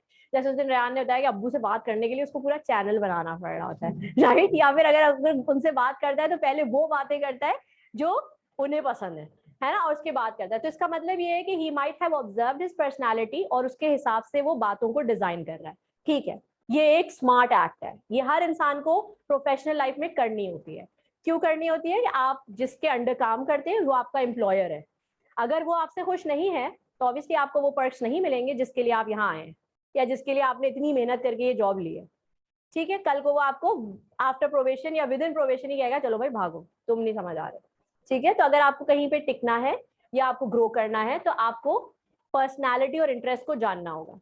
फर्ज करें मेरे बॉस को ह्यूमर नहीं पसंद और मैं अपने लेटर्स और मैसेजेस में उसे ह्यूमरस स्टेटमेंट्स लिख के दूं तो वो कैसा इंप्रेशन पड़ेगा? नेगेटिव, ठीक है। और सेकेंडली मेरा उसका रिस्पॉन्स मेरे लिए क्या होगा? एग्रेसिव, ठीक है, क्योंकि वो ये चीज नहीं पसंद करता और मैं कर रही हूँ। इसी तरीके से कुछ लोगों को अंडरस्टेटमेंट समझ नहीं आती और हम अपनी स्मार्टनेस दिखाने के लिए अंडरस्टेटमेंट्स का यूज करते हैं। अंडरस्टेटमेंट्स पता है क्या होती है?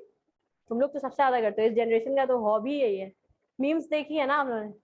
मीम्स क्या होती हैं? Double meaning, very good. Puns, language puns कहते हैं इसको, PUN, पन, यानी कि एक बात के दो मीनिंग, ठीक है। डिफरेंट कॉन्टेक्स्ट में मीनिंग चेंज हो जाना। अब जब आप ऑफिशियल एनवायरनमेंट में किसी के साथ अंडर स्टेटमेंट्स में बात करें तो या तो आपकी रेपो बहुत स्ट्रांग है तब आप ये काम कर सकते हैं, और या फिर आप इंतहाई, I don't want to say that word, ठीक है, वो है और आपको नहीं पता कि आपको यहाँ सर्वाइव करने के लिए ये काम नहीं करना है, and you are doing it. So if you are really smart and intelligent you won't use understatement until unless you have a good rapport, ठीक है। अब बहुत सारी जगहों पे आपने देखा होगा कि टीम लीड्स यानी कि जो टीम हेड होता है उससे काफी अच्छी लोग अपनी बॉन्डिंग होती है अपनी टीम की, तो वो बैठ के मजाक भी कर रहे होते हैं। वहां अंडरस्टेटमेंट यूज हो तो समझ आता है क्योंकि उनकी बॉन्डिंग इतनी स्ट्रांग है, उन्हें पता है कि आपने अगर ये बात बोली तो उसका मतलब आप क्या है, या आपने अगर ऐसा कुछ बोला तो उसका क्या मतलब है, आपने किस कॉन्टेक्स्ट में बोला, मुझे किस कॉन्टेक्स्ट में लेना है, ठीक है। तो ये अंडरस्टेटमेंट यहाँ काम आती है लेकिन हर जगह नहीं काम आती, ठीक है। तो अंडरस्टेटमेंट आपको अवॉइड करनी है अनटिल अनलेस आपकी अच्छी रेपो। दूसरी चीज है एग्जाम्पल, जितनी ज्यादा एग्जाम्पल्स आप यूज करेंगे उतना आपका फायदा है। क्यों? अभी आप सब ने मुझे कहा मिस इसकी एग्जाम्पल तो देके बताएं, उसकी एग्जाम्पल देके, क्यों? एग्जाम्पल्स हेल्पफुल होती हैं, एग्जाम्पल से इंसान सीखता है। जो भी टीचर्स आपको ज्यादा से ज्यादा एग्जाम्पल्स देके पढ़ाते होंगे आपको वो पसंद होंगे। क्यों? क्योंकि उनके पास वो चीजें होती हैं जो आप डेली रूटीन से लेके वो आपको बता रहे हैं और आपको समझ आ रही है, ठीक है। अंडरस्टेटमेंट की एक एग्जाम्पल मेरे पास भी है। ये जितने एड्स होते हैं ना, जो हम एड्स देख रहे होते हैं, इन सब में अंडरस्टेटमेंट होती है जिसको हम कहते हैं सबलिमिनल मैसेज। यानी कि फॉर इंस्टेंस कोई भी एड आप देख रहे हो, उस एड में एक तो प्रोडक्ट को हाईलाइट किया जाएगा लेकिन उसके अलावा एक मैसेज आपको मिल रहा होगा। वो मैसेज जो होता है वो बेसिकली अंडरस्टेटमेंट होती है। डेयरी मिल्क में कुछ मीठा हो जाए, यानी कि वो ये बताना चाहे है तो वो प्रोडक्ट चॉकलेट, तो चॉकलेट की उन्होंने कोई बात नहीं की कि वो कितने प्योर दूध से बनी है, कौन सा कोको पाउडर डाला है, ये सब नहीं बता रहे। वो आपको मैसेज क्या दे रहे हैं कि हर फेस्टिव मौके पे या हर सेलिब्रेशन में आप ये खाएं। तो क्या कर रहे हैं वो? बेसिकली मिठाई को काट रहे हैं और चॉकलेट इंट्रोड्यूस कर रहे हैं। तो एक तरह से उनका प्रोडक्ट का फायदा भी है और एक मैसेज भी आपको कन्वे हो रहा है। अब आप देखें कोक और पेप्सी जो है आप लोगों के लिए एक तरह का एक इतना स्ट्रॉन्ग अंडरस्टेटमेंट है आपके लिए कि अब आपकी जहनों में वो चीज ऐसे छप गई है कि आप कोई भी ब्लैक ड्रिंक देखते हैं आपके मुंह से क्या निकलता है? यार कोक लाना। अब वो बेचारा कहता भी है पेप्सी, फेंटा, स्प्राइट, आप कहेंगे हाँ कोक, आप ये कहते हैं, ठीक है। क्यों कहते हैं? क्योंकि कोक एक ऐसा यूनिवर्सल ब्रांड बन गया है कि अब वो एक नाम की तरह नहीं है, यानी कि वो एक चीज का नाम नहीं रहा, अब वो उस चीज की आइडेंटिटी बन गई है, ठीक है। इसी तरीके से आपने देखा होगा कि और क्या चीज होती है, मसालों के ऐड आ रहे होते हैं, ठीक है, मसालों के ऐड आते हैं, लेकिन लोग आप कितने आप इम्तियाज जाएं, आप किसी भी डिपार्टमेंटल स्टोर जाएं, आपको मसालों के कई रेंजेस दिखेंगी, लेकिन हमारे दिमागों में सिर्फ एक है, शान। मसाला शान से खाना बनाया होगा, शान के मसाले यूज कर रहे हो, अरे भाई आप लोग शान नहीं यूज कर रहे, अब और यूज कर रहे हैं, लेकिन शान आपकी ब्रांड आइडेंटिटी बन गया है। तो ये क्या है? ये अंडर स्टेटमेंट्स हैं जो आपके दिमाग में छप गई हैं और अब आप उससे नहीं निकल पा रहे और निकल भी नहीं सकते, राइट? क्योंकि हमने उस चीज को अपने साथ इतना ज्यादा जोड़ लिया है। बर्गर की कहीं भी बात होती है, जिंगर की कहीं बात होती है, तो दिमाग में सबसे पहले नाम आ जाता है KFC, राइट? और बर्गर्स की कहीं भी बात होती है, अब तो इतने सारे बर्गर लॉन्च हो गए, लेकिन अभी भी जब आप ज्यादा लोगों से पूछे मैकडोनल्ड का नाम आ रहा होता है, ठीक है। तो ये सारी चीजें क्या होती हैं? ये सब आपकी ब्रांड आइडेंटिटी बन जाती है ये अंडर स्टेटमेंट्स के थ्रू, ठीक है। एग्जाम्पल इसलिए जरूरी होती है, एनालॉजी भी एग्जाम्पल ही है, सिर्फ वो लॉन्ग लॉन्ग एग्जाम्पल है। लॉन्ग एग्जाम्पल यानी कि आपने देखा है कभी कभी आपके कुछ टीचर्स आपको कोई बात या कॉन्सेप्ट समझाने के लिए एक स्टोरी सुनाते हैं कोई? तो स्टोरीज का मतलब क्या है? एनालॉजी, यानी कि वो अपना कॉन्सेप्ट एक पूरी कहानी से जोड़ के आपको बात समझा रहे हैं, ठीक है। तो जो वो कहानी होगी उसमें कहीं ना कहीं वो कॉन्सेप्ट आया है, इसीलिए वो आपको सुना रहे हैं, तो ये एनालॉजीज होती हैं, ठीक है। एनालॉजी हम जब यूज करते हैं जब हमें किसी को बहुत डिटेल में कोई बात समझानी हो। एनालॉजी सेल्स वाले बहुत यूज करते हैं। कभी सेल्स वालों से पाला पड़ा है? जब वो कोई चीज बेचने आते हैं तो आपको किस तरीके से घेर रहे होते हैं? यूजुअली पॉलिसी, जो बड़ी सेल होती है, यानी कि कोई ऐसी चीज जो कि आपको, जिसमें आपको बड़ी इन्वेस्टमेंट करनी है, ठीक है। जैसे यूजुअली जो इंश्योरेंस पॉलिसीज होती हैं, उनके जो सेल्स पर्सन होते हैं वो हमेशा आपको एनालॉजीज देते हैं कि ये हमारे क्लाइंट थे, इनके साथ ऐसा ऐसा हुआ है, फिर इन्होंने ये खरीदा और इनको इतना फायदा हुआ इतने सालों में, ये आपको भी इतना होगा, और अभी जब तक आपका टेन्योर पूरा होगा इसमें ये हो जाएगा, हो जाएगा, बहुत, यानी कि आपको कहानी, तो वो कहानी एनालॉजी होती है, ठीक है। स्टेटिस्टिक्स, स्टेटिस्टिक्स कौन दे रहा होता है? फाइनेंस वाले।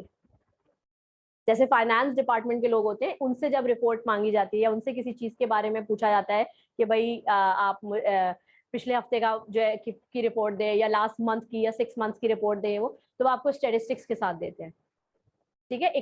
इकोनॉमिक्स, ठीक है, इकोनॉमिक्स में क्या होता है? आपको स्टेटिस्टिकल रिकॉर्ड दिया जा रहा होता है, ठीक है, कि पिछले साल का बजट इस साल के बजट से कंपेयर कर रहे हैं, और फिर इन्फ्लेशन कंपेयर हो रही है, रिसेशन कंपेयर हो रहा है, ये सारे क्या है? स्टेटिस्टिकल फिगर्स आते हैं ग्राफ्स में और पाई चार्ट में, इस तरह से चीजें आपको बना के दी जा रही होती है, एवरेजेस निकाल रहे होते हैं, ठीक है। तो ये सब क्या है? अभी आप में से अगर आपने कभी स्टॉक मार्केट देखी हो, उस पे जब आप कभी स्टॉक मार्केट को रीड करने की कोशिश करें, क्योंकि आपने इन्वेस्ट किया है या आप किसी शेयर के बारे में पता कर रहे होते हैं, तो आप स्टेटिस्टिक्स देख रहे होते हैं, ठीक है। अब तो कितने ऐप्स आ गए हैं जो आपको स्टेटिस्टिकल डेटा प्रोवाइड कर रहे होते हैं।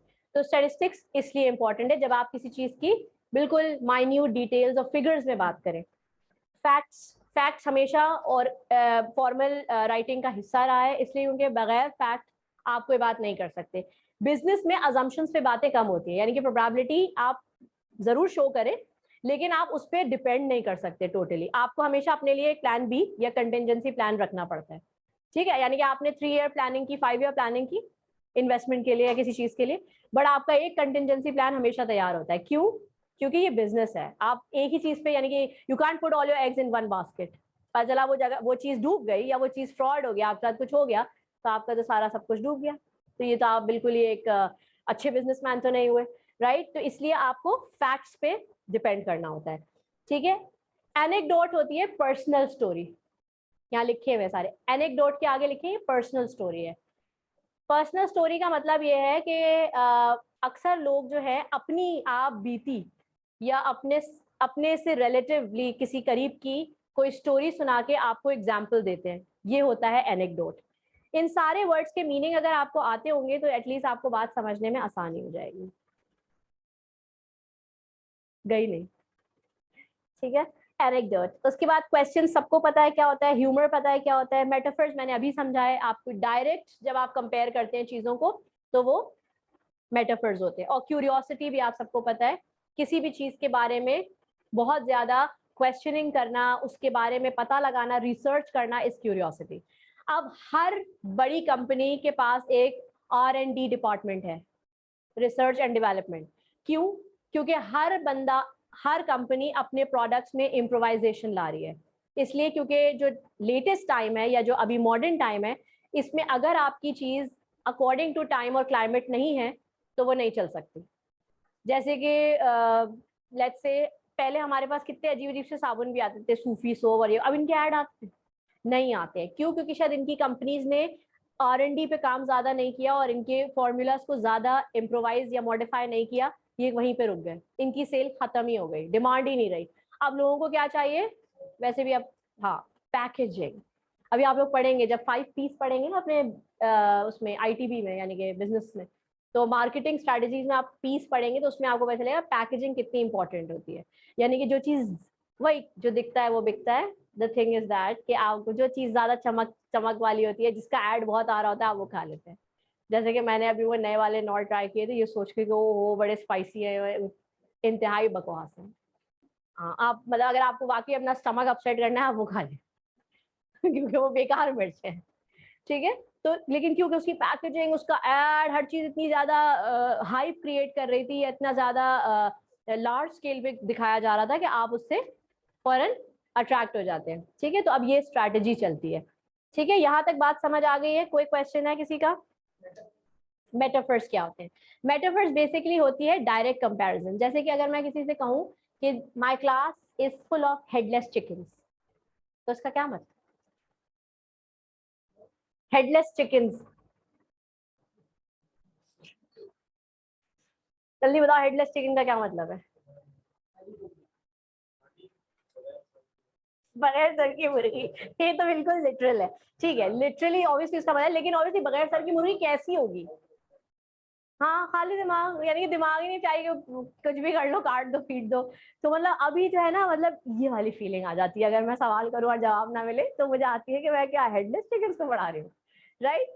तो जितना हो सके सवाल करें, ठीक है। ये अच्छा क्वेश्चन था। समझ आ रहा है मेटाफर? जब आप डायरेक्टली किसी चीज को किसी से मिलाते हैं, क्योंकि उन दोनों में से एक क्वालिटी सिमिलर होगी, ठीक है। अब फॉर इंस्टेंस आप किसी को बोलें कि you are such a chicken hearted person, देखो चिकन ही एग्जांपल्स आ रही है मेरे दिमाग में, इसका मतलब मुझे भूख लग रही है, राइट। तो अगर मैं किसी को, यू आर चिकन हार्टेड, मुर्गी का दिल कैसा होता है? यानी कि आप मुर्गी को जरा सा करीब भी जाए तो बेचारी भाग जाती है। तो मीन्स के यकीनन सॉफ्ट हार्टेड है, वो डरपोक है, या वो बहुत ज्यादा शाय है, इस वजह से उस बंदे के लिए हमने ये वर्ड यूज किया है। इसी तरीके से आप कहें कि she will get a Lions share in the market और इन द प्रॉपर्टी, इसका मतलब क्या है? लायंस शेयर, सबसे बड़ा हिस्सा, ठीक है। तो इसका मतलब ये, यहाँ पर मैं लाइक एज इस तरह की कोई चीज यूज नहीं कर रही हूँ, मैं डायरेक्ट डायरेक्ट चीजें बोल रही हूँ। वहां मैंने वर्ड यूज किया था कि your sentence should be concrete, ठीक है। कॉन्क्रीट वर्ड हम सबको पता है कि ईट या किसी ऐसे सीमेंटेड चीज के लिए यूज होता है जो बहुत सॉलिड हो। तो अगर मैं कहूँ कि आपका स्टेटमेंट कॉन्क्रीट होना चाहिए, तो इसका मतलब है आपका स्टेटमेंट बिल्कुल सॉलिड होना चाहिए, उसमें कोई गलती की या किसी किस्म की एम्बिग्विटी या कंफ्यूजन की गुंजाइश ना हो। यहाँ तक बात समझ आ रही है? हाँ, नहीं, क्यूरियोसिटी नहीं होती, लेकिन वो सिंपल सिमिलीज कहलाते हैं। मेटाफर्स ज्यादा स्ट्रॉन्ग होते हैं। मेटाफर्स हम अपनी डेली लैंग्वेज में बहुत यूज कर रहे हैं, जिनको अब हम डेड मेटाफर्स कहते हैं, और हम सोचते भी नहीं है कि हमने मेटाफर यूज किया है, ठीक है। आपने देखा होगा कि आप अक्सर किसी जगह पे जाएं, कोई 5 स्टार होटल हो कुछ, जब आप वहां से निकलते हैं तो रिसेप्शन वाले यूजुअली लोग आपसे कह रहे होते हैं, या फोन पे आपको जो कॉल सेंटर वाले होते हैं वो कहते हैं हैव अ गुड डे, ठीक है। अब गुड एक ऐसा डेड मेटाफर बन गया है, गुड का मतलब होता है अच्छा, ठीक है। अब मैंने किसी प्रॉब्लम में आपको फोन किया, या मैं हॉस्पिटल में एक बहुत बड़ा बिल दे के निकल रही हूँ और वो क्या have a good day ma'am, क्या मेरा दिन अच्छा होगा? नहीं। लेकिन ये एक डेड मेटाफर है, यानी कि हम हमारी ग्रीटिंग्स में ये चीजें इतनी ज्यादा शामिल हो गई हैं कि हम नहीं सोचते कि ये सही भी है नहीं। आप लोग देखते होंगे स्कूल के बच्चे कहते हैं गुड मॉर्निंग, क्या गुड मॉर्निंग होती है? वो सड़ी हुई शक्ल बना के कह रहा था गुड मॉर्निंग टीचर, तो ऐसे कर रहा था, तो क्या वो गुड मॉर्निंग कह रहा है?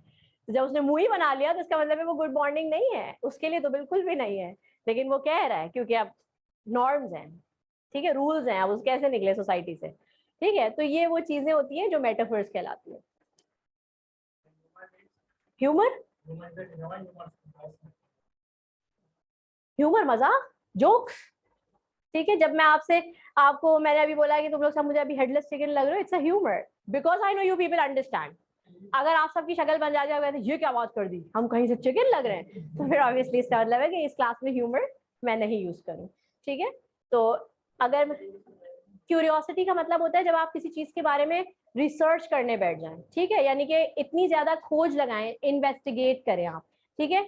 आप यूजुअली अपने जब हम मार्केट रीड कर रहे होते हैं, जब हम अपनी कोई नई प्रोडक्ट लॉन्च करने वाले होते हैं या अपनी प्रोडक्ट में कोई नया वेरिएशन लाने वाले होते हैं, तो हम मार्केट रीड करते हैं, तो हम क्यूरियस हुए हुए होते हैं, हम ये देखने की कोशिश कर रहे होते हैं लोगों का। आपने देखा होगा कंपनी सर्वे करती है, ठीक है। आप जैसे आप जाएं किसी भी जगह, आप कौन सी चाय यूज कर रही हैं, ये वाली चाय यूज करके देखिए, इसमें ये भी है, ये भी, ठीक है। आप कौन सा साबुन यूज कर रही हैं, आप ये यूज कर, देखा होगा ना आपने, ये जो सेल्स पर्सन बोल रहे होते हैं, ये क्या होता है, ये बेसिकली सर्वे नोट करे, और फिर वो अक्सर आपसे कहते हैं अपना नाम दे दे, नंबर दे दे, ये सब क्या है, ये सर्वे रिकॉर्ड है। इस सर्वे के थ्रू उन्हें पता चलता है कि लोगों की डिमांड क्या है, फिर वो उस हिसाब से अपनी सप्लायर बनाएंगे, ठीक है।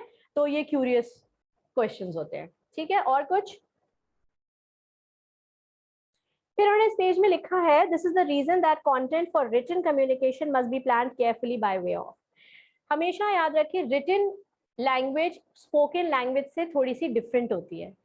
बोलने में बहुत सारी चीजें हम शॉर्ट फॉर्म में और कभी कभी बगैर बोले भी समझा देते हैं। जैसे कि अगर मेरी और आपकी रेपुटेशन अच्छी है, मैं आपसे अगर ये कहूंगी ओके फाइन, समझ आ गया, डन, मैंने सिर्फ आपसे इशारे में भी बोल दिया, मैंने आपसे सिर्फ देख के पूछ भी लिया, आपने मुझे जवाब दिया, आई गॉट इट।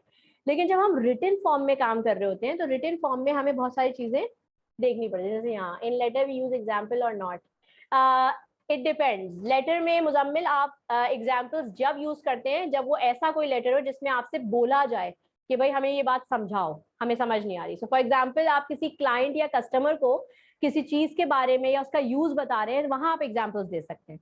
जैसे अभी एक लेटर मैंने लिखवाया था, उसमें मैंने ये लिखवाया था कि एक बच्चे ने क्या कहते हैं स्केटिंग स्केटिंग सीखने के लिए किसी इंस्टीट्यूट में एडमिशन लिया अपने समर वेकेशन में, और वापस आके उसने अपने पेरेंट्स से ये कहा कि वो सेटिस्फाइड नहीं है इस 2 हफ्ते के कोर्स में, क्योंकि जितनी क्लासेस उसने एक्सपेक्ट की थी उससे कम क्लासेस में सिखाया गया, इस वजह से उसको ज्यादा मजा नहीं आया और बोरिंग था। तो उनकी अम्मा अब्बा ने कहा कि हमसे तो आपने पूरे पैसे लिए हैं लेकिन बच्चे को पूरी क्लासेस नहीं दी हैं, और ना अब आप हमें एक्सप्लेनेशन दें, और उसकी अकोमोडेशन भी जो थी 2 हफ्ते की उससे भी वो सेटिस्फाइड नहीं है, तो आप इन सब चीज़ों की एक्सप्लेनेशन दें। यहाँ पर अब जब वो बंदा यानी कि जो इंस्टीट्यूट का बंदा जब रिप्लाई करेगा तो वो यकीनन इसमें एग्जाम्पल्स भी देगा, ठीक है। जैसे कि वो ये बोल सकता है कि भाई क्लासेस पूरी हुई हैं जितने पैसे आपने दिए थे, लेकिन अगर आपका बच्चा एक्स्ट्रा क्लासेस चाह रहा था तो उसकी पेमेंट एक्स्ट्रा थी जो हमने ब्रोशर में मेंशन की थी, आपको देखनी चाहिए थी। तो अब वो इस तरीके की स्टोरीज या एग्जाम्पल्स जब देगा तो ये सारी चीजें क्या होती है, एग्जाम्पल्स में आ जाती हैं, ठीक है। तो इस तरह के लेटर्स में जो रिस्पॉन्स आप दे रहे होते हैं उसमें आप एग्जाम्पल्स यूज कर सकते हैं या स्टोरीज यूज कर सकते हैं, ठीक है। रिटन कम्युनिकेशन में फ्लेक्सिबिलिटी बहुत जरूरी है। फ्लेक्सिबिलिटी इसी चीज को कहते हैं। आप हैं, आपकी कंपनी है, मैंने आपकी कंपनी से एक सर्विस अवेल की, जैसे कि मैंने अपना जनरेटर की मेंटेनेंस कराई, जब वो मेंटेनेंस के बाद भी मैंने चलाया तो उसमें प्रॉब्लम आया। अब जब मैं आपको बोलूंगी तो आपका रिप्लाई ये नहीं होना चाहिए कि हमने तो सर्विस कर दी थी, आप अब हम नहीं जानते। आप ये कहेंगे तो इसका मतलब है आपके अंदर फ्लेक्सिबिलिटी की कमी है। आपकी कम्युनिकेशन में फ्लेक्सिबिलिटी कैसे होनी चाहिए कि okay we will get back to you within 24 hours और 48 hours with the team of our maintenance, ठीक है। इस तरीके की जब आप मुझे रिस्पॉन्स देंगे तो इसका मतलब है कि यू आर शोइंग फ्लेक्सिबिलिटी, यानी कि मसला था फिर भी आपने उस चीज को बहुत अच्छी तरह टैकल किया, ठीक है। तो फ्लेक्सिबिलिटी जो होती है वो बहुत जरूरी होती है, क्योंकि फ्लेक्सिबिलिटी किस तरह आती है जब आप अपने फीडबैक को कंस्ट्रक्टिव लें। फीडबैक पता है ना क्या है, रिव्यूज। जैसे मैंने आपको एक पेपर के बाद कोई फीडबैक दिया और अगर आपने ये सोचा लो भैया इन्होंने तो इतनी गलतियां ही निकाल दी तो ये तो बहुत बुरा हुआ, तो ये आपने कंस्ट्रक्टिवली नहीं लिया। और अगर मैंने आपको कहा ये क्या बकवास लिखा है ले जाओ, तो ये एक खराब फीडबैक है। फीडबैक हमेशा कंस्ट्रक्टिव वे में दिया जाता है। जैसे कि मैंने आपका काम पढ़ा, अब मैं उसमें आपको बताऊं कि ये आपके वीक एरियाज हैं, ये आपको इस तरह सही करने हैं, ये आप अगली दफा लिखेंगे, आपकी प्रैक्टिस इस डायरेक्शन में चलनी चाहिए। तो ये आप किस तरह का फीडबैक है जिससे आपने कुछ ना कुछ लर्न किया and you know how to feed forward, आगे कैसे बढ़ना है, ठीक है। तो फ्लेक्सिबिलिटी आपको फीडबैक रिसीव करना सिखाती है। देन टैक्ट, टैक्ट क्या होता है, जैसे कि अगर कभी कभी ऐसा होता है, कभी देखा है आपने, सुना है कंप्लेन की कि मैंने आपसे एक जूसर ब्लेंडर लिया, वो नहीं चला, खराब हो गया, और मैं कहा मुझे तो इसके पैसे चाहिए भाई, मैं नहीं जानती, और ये तो बिल्कुल ही बेकार है और ये नहीं चल रहा, ये मैं हूँ क्योंकि मैं क्लाइंट हूँ, क्लाइंट कैसे भी बात कर सकता है, क्लाइंट कस्टमर पे सब माफ होता है, पैसे दे रहा होता है तो सब माफ है, और अब मेरी कंपनी, अब मैं क्या करूंगी, मैं उसे इस तरह से रिस्पॉन्स करूंगी, मतलब मेरा रिस्पॉन्स जो होगा वो ये नहीं होगा डायरेक्ट अच्छा अच्छा सॉरी मैडम हम आपको चेंज कर देते हैं, आपके पैसे देते हैं, नहीं, आपको इस तरह डरना नहीं है, आपको यहाँ टैक्टफुली चलना है। आप उन्हें कहेंगे कि पहले तो आप ये कहेंगे apologise for the inconvenience of our product, ठीक है, वी हैव अदर डील्स, ठीक है, which can compensate your loss, ठीक है। अब आप उन्हें अपनी दूसरी डील्स बताएं, क्योंकि आप एक अच्छे सेल्स पर्सन हैं या आप एक अच्छे एम्प्लॉय हैं, तो आप हमेशा क्या सोचेंगे, अच्छे एम्प्लॉय का एक ही गोल होता है जो कंपनी के गोल से अलाइंड होना चाहिए, ओनरशिप, ठीक है। यानी कि अगर मैं किसी दूसरे कंपनी में काम कर रही हूँ तो मेरा गोल अपनी कंपनी से ये अलाइन होना चाहिए कि कुछ भी हो जाए मुझे यहाँ से इतनी सेल करनी है ताकि कंपनी का फायदा और फिर मेरा, ठीक है। लेकिन यूजुअली आजकल ऐसा नहीं होता, आजकल लोग अपना फायदा देखते हैं और जहाँ अच्छा पैसा होता है आप उधर हो जाते हैं और कंपनी को छोड़ देते हैं। लेकिन यूजुअली अगर आपको काम सीखना है तो obviously you have to show the ownership, और वो इसी तरह दिखाई जाती है कि आप टैक्टफुली कस्टमर्स और क्लाइंट्स को डील करें। आप कभी उनसे अपॉलॉजी करने के बाद डायरेक्ट उनकी बात ना मान लें, आप उनसे दूसरी तरह से बात करना शुरू करें, यानी कि आप उन्हें डिफरेंट डील्स दें, डिफरेंट ऑफर्स करें। हो सकता है कि वो आपकी किसी एक ऑफर में फंस जाए, राइट। और इसके बाद क्या होगा कि आपका नुकसान पूरी तरह नहीं होगा, अगर आप वो चीज रिप्लेस भी कर रहे हैं तो एटलीस्ट आपकी कोई और चीज उनके पास जा रही है जिसके लिए वो मजीद पे करेंगे। आपने देखा होगा, पता नहीं आप लोग नहीं देखा, लड़कियां शॉपिंग करती हैं ज्यादातर, ये बहुत होता है, जैसे आप किसी अच्छे आउटलेट पे जाए, आपने कोई ड्रेस लिया वो सही नहीं आया है, कुछ नहीं, आप जब चेंज कराने जाएंगे ना तो वो जान के आपसे कहेंगे कि हाँ दूसरा वाला आप ले लें, लेकिन इसके लिए आपको सिर्फ एक्स्ट्रा इतना पे करना होगा। वो कभी आपको उस एक्चुअल प्राइस पे ना एक्सचेंज करके नहीं देते। बहुत यहाँ पे ये शुरू हो गया है, लाइक आप किसी भी अच्छे ब्रांडेड शॉप में घुसे, आपके साथ यही होता है कि आप जब अपना कोई भी चीज चेंज कराने जाएंगे या एक्सचेंज में मांगेंगे तो आपसे 100-200 रुपए उसके ऊपर बता के और फिर वो जरूर लेते हैं। तो ये एक तरह से वो अपना फायदा कर रहे हैं, लेकिन इतना टैक्टफुली कर रहे हैं कि वो आपको ये ऑफर भी दे रहे हैं हाँ आप एक्सचेंज कर लें, लेकिन इस वाले के 100 या 200 ज्यादा है या 1000-2000 ज्यादा है, इस तरह से। तो ये चीजें टैक्ट में आती है।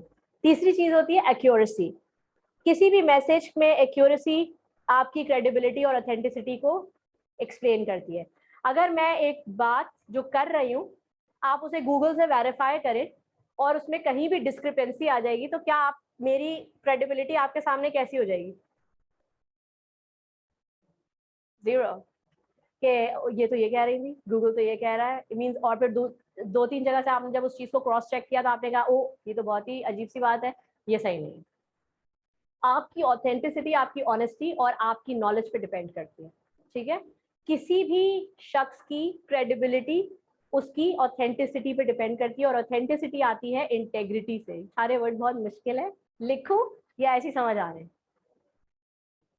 क्रेडिबिलिटी क्या होती है, किसी किसी की भी बात में कितना वजन है, ठीक है, यानी कि आपकी बात का वेटेज, ठीक है, वो आ रहा होता है ऑथेंटिसिटी से। ऑथेंटिसिटी क्या मतलब, ये ऑथेंटिक बात करना, जो है वही बात करना, उससे हट के या अपनी तरफ से नहीं, ठीक है। मैं आपसे अजम्पशंस पे बात नहीं करूंगी कि मुझे लगता है या इट्स माय ओपिनियन और आई गेस ऐसा होता होगा कंपनीज में, ऐसा नहीं, ठीक है। क्यों मैं ऐसे नहीं करूंगी, क्योंकि मुझे पता है मैं आपको एक प्रॉपर नॉलेज प्रोवाइड कर रही हूँ, और अगर मैं यहीं पे अपनी एजम्पशंस और इमेजिनेशन यूज करूंगी तो आप तो पता नहीं फिर बिल्कुल ही कंफ्यूज हो जाएंगे, क्योंकि बुक में कुछ और मेरा कुछ और, तो आप नहीं पढ़ पाएंगे।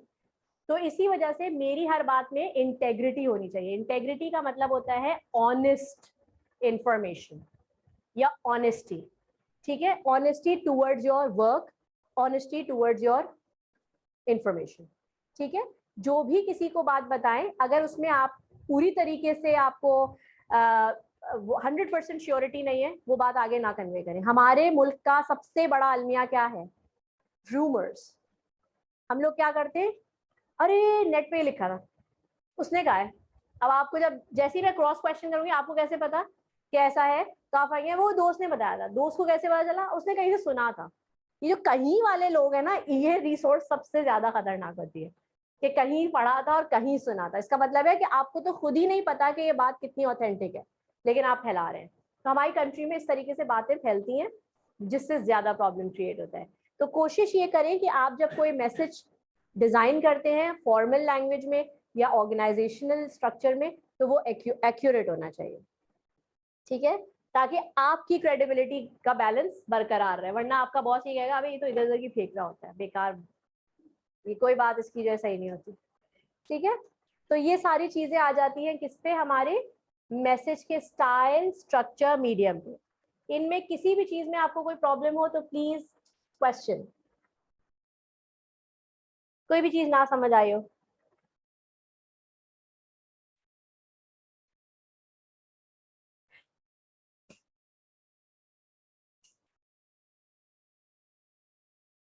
सेकेंड टॉपिक है मीडियम। हाँ, किसको? टैक्ट।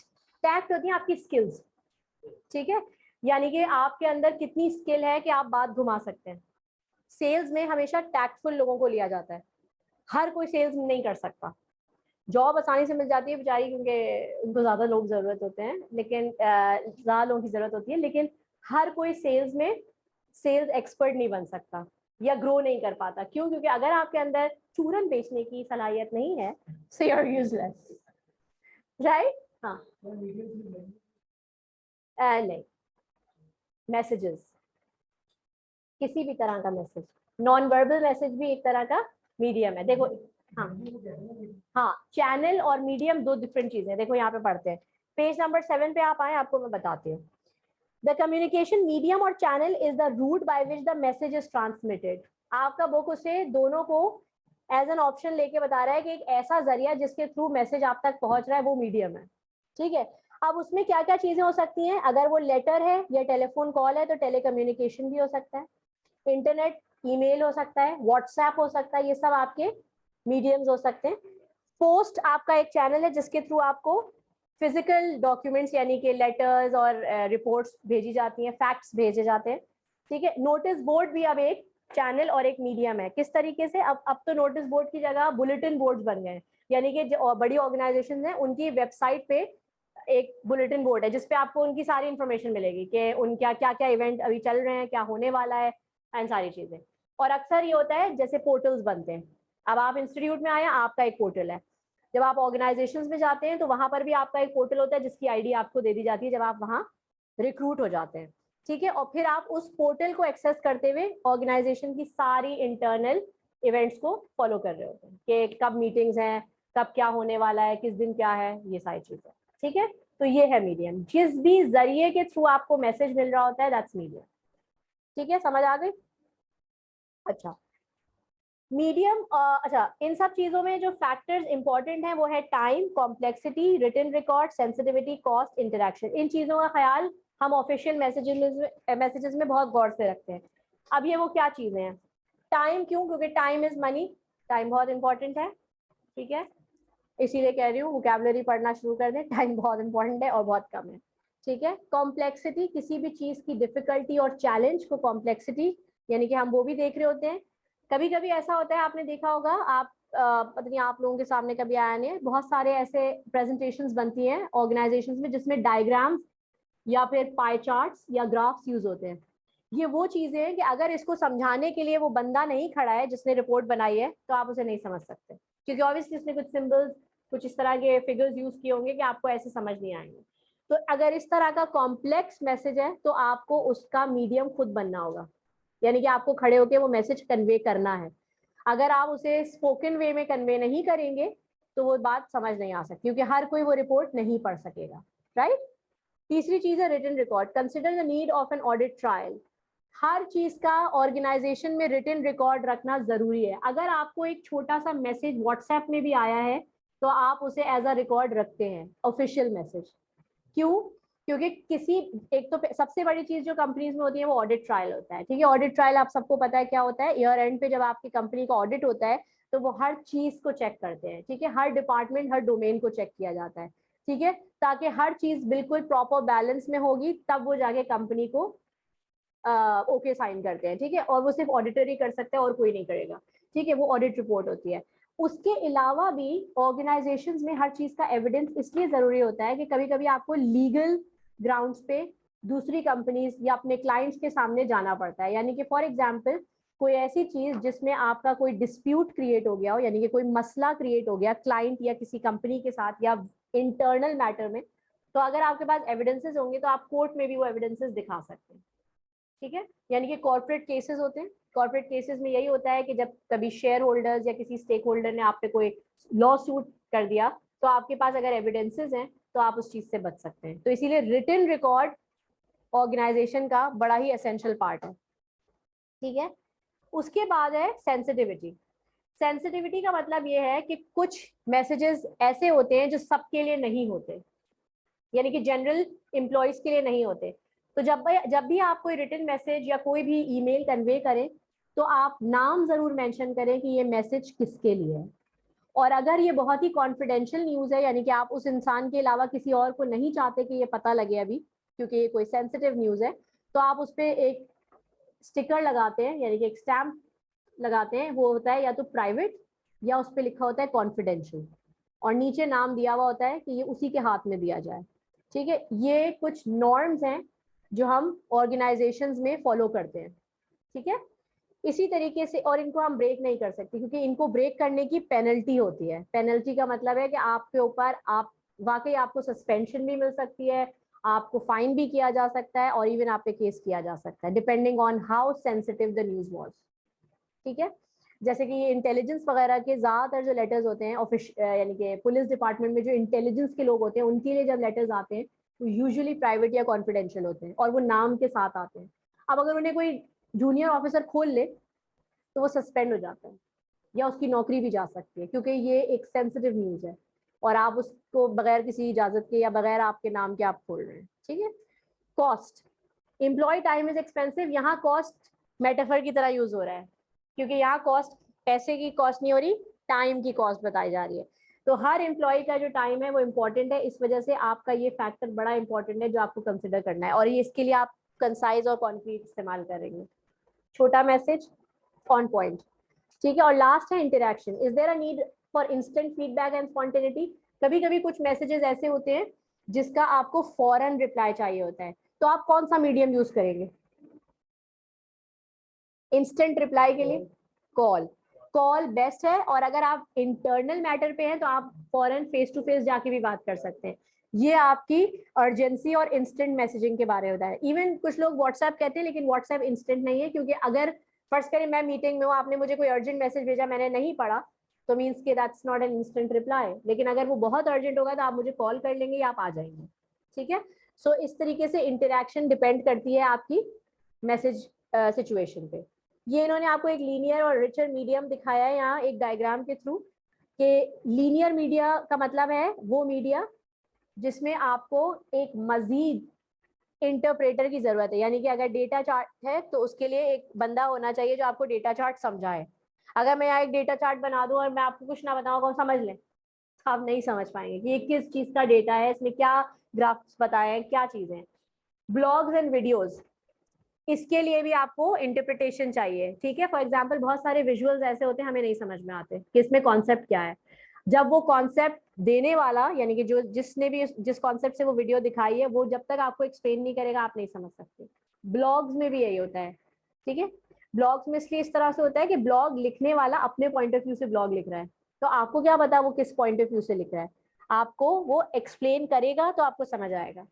फिर आ जाते हैं मीडियम लेवल पे होते हैं लेटर्स, मेमोज और ईमेल्स। ये वो हैं जो लीनियर मीडियम लेवल पे है, यानी कि ये आप खुद भी समझ सकते हैं अगर आपको इनका सब्जेक्ट क्लियर हो। लेटर के ऊपर सब्जेक्ट लिखते हैं, देखा है, कंप्लेन लेटर और एप्लीकेशन फॉर द वेकेशन और थिंग इस तरह से। तो इसका मतलब है कि अगर आपके सामने मैं नहीं भी हूँ तो आपने वो सब्जेक्ट पढ़ के आपको पता चल जाएगा ये लेटर किस चीज का है। इसी तरीके से बैंक्स में आप लोग जाते हैं, सर्कुलर लगे होते हैं, बैंक टाइमिंग्स, रमजान टाइमिंग्स, ठीक है, या फिर रेमिटेंस रूल, कोई भी इस तरह की चीज। तो ये क्या होते हैं, ये पब्लिक सर्विस मैसेजेस होते हैं, यानी कि पब्लिक के लिए। तो ये कभी भी मुश्किल नहीं होंगे, ये ऐसे होंगे जिनकी हेडिंग से ही आपको समझ आ जाएगा कि ये किस बात के लिए, और आप वहां से देख के वो चीज समझ जाए। ठीक है, तो अक्सर आप देखिए इंस्टीट्यूट्स में भी जो मैसेजेस लगते हैं वो सर्कुलर्स होते हैं। ठीक है, ताकि आपको पता चले, जैसे 14 अगस्त का फंक्शन 17 अगस्त को होगा, ये लिखा हुआ है 14 अगस्त सेलिब्रेशन, तो भाई आपको समझ आ जाएगा कि ये सेलिब्रेशन की बात हुई है। तो इसका मतलब है मेमोज, लेटर्स और ईमेल्स जो होते हैं वो विद सब्जेक्ट होते हैं, इसलिए वो मीडियोकर लेवल है। रिचर मीडियम है टेलीफोन। टेलीफोन और फेस टू फेस सबसे रिच मीडियम क्यों कहलाता है? क्योंकि इसमें क्लैरिटी सबसे ज्यादा होती है। जब मैं आपके सामने बोल रही हूँ तो जितनी आसानी से आप मेरी बात समझ रहे हैं, क्योंकि आपको मेरी टोन, मेरे फेशियल एक्सप्रेशन, मेरे अल्फाज, हर चीज साफ सुनाई दे रहा है, उतना शायद उन लोगों को ना लग रहा हो जितना जो लोग ऑनलाइन बैठे हैं, और आधे तो सो रहे होंगे या खा रहे होंगे, क्योंकि मेरे पास बेचारे 3-4 ही हैं जो बोल रहे हैं। Ma'am medium change according to the need. जिस तरह की नीड होगी मीडियम उस तरह चेंज होगा। जैसे अगर कोई बहुत अर्जेंट बात है, मैं फोन करके बोलूंगी। अगर मुझे लगेगा कि ये बात इतनी इंपॉर्टेंट नहीं है, उसका रिप्लाई मुझे अगर शाम तक भी मिल जाए तो सही है, तो मैं मैसेज कर दूंगी। तो मीडियम किस तरह से मैं चेंज कर रही हूँ? According to the situation and need. ठीक है, तो ये लीनियर और रिचर मीडियम होते हैं। रिच मीडियम का मतलब है इतनी क्लैरिटी कि आपको मजीद वजाहत की जरूरत ना पड़े, और लीनियर मीडियम वो है कि जिसमें आपको एक इंटरप्रेटर की जरूरत, भाई कोई समझाए तो ये लिखा गया है। अगर मैं आपको एक फ्रेंच सर्कुलर दे दूं अभी और मैं कहूँ आप बताएं इसमें क्या लिखा है, तो आपको कैसा लगेगा? सर क्यों हिला रहे हो? कैसा लगेगा? बुरा लगेगा, क्योंकि आपको जो लैंग्वेज नहीं आ रही है, अगर उसकी उसमें लिखी हुई कोई चीज आ जाए तो ऑब्वियसली आपको समझ ही नहीं आएगी। तो आपको उसके लिए एक इंटरप्रेटर चाहिए होगा या ट्रांसलेटर चाहिए होगा। ठीक है, एनी वोकैबुलरी सोर्स? वोकैबुलरी किस सोर्स से याद की जाए? पहले तो अपनी बुक में दी हुई वोकैबुलरी याद कर लें आप मुजम्मिल, उसके बाद हम और सोर्सेज में आपको दूंगी। ठीक है, क्योंकि आपकी बुक में भी बहुत वर्ड्स हैं। राइट, यहाँ तक अगर आपको सारी बातें समझ आ गई हैं तो आप एक नजर खाली ये चार्ट देख लें, और इसमें चीजें समझ, आपको मैं सिर्फ पढ़ रही हूँ, आपको खुद बतानी है। रिपोर्ट्स आपको पता है क्या होती है? किसी भी चीज के बारे में एक डिटेल डॉक्यूमेंट रिपोर्ट होता है। ठीक है, लेट मेमोज क्या होते हैं? कभी सुना है मेमोरेंडम्स या मेमो? क्या है, क्या है?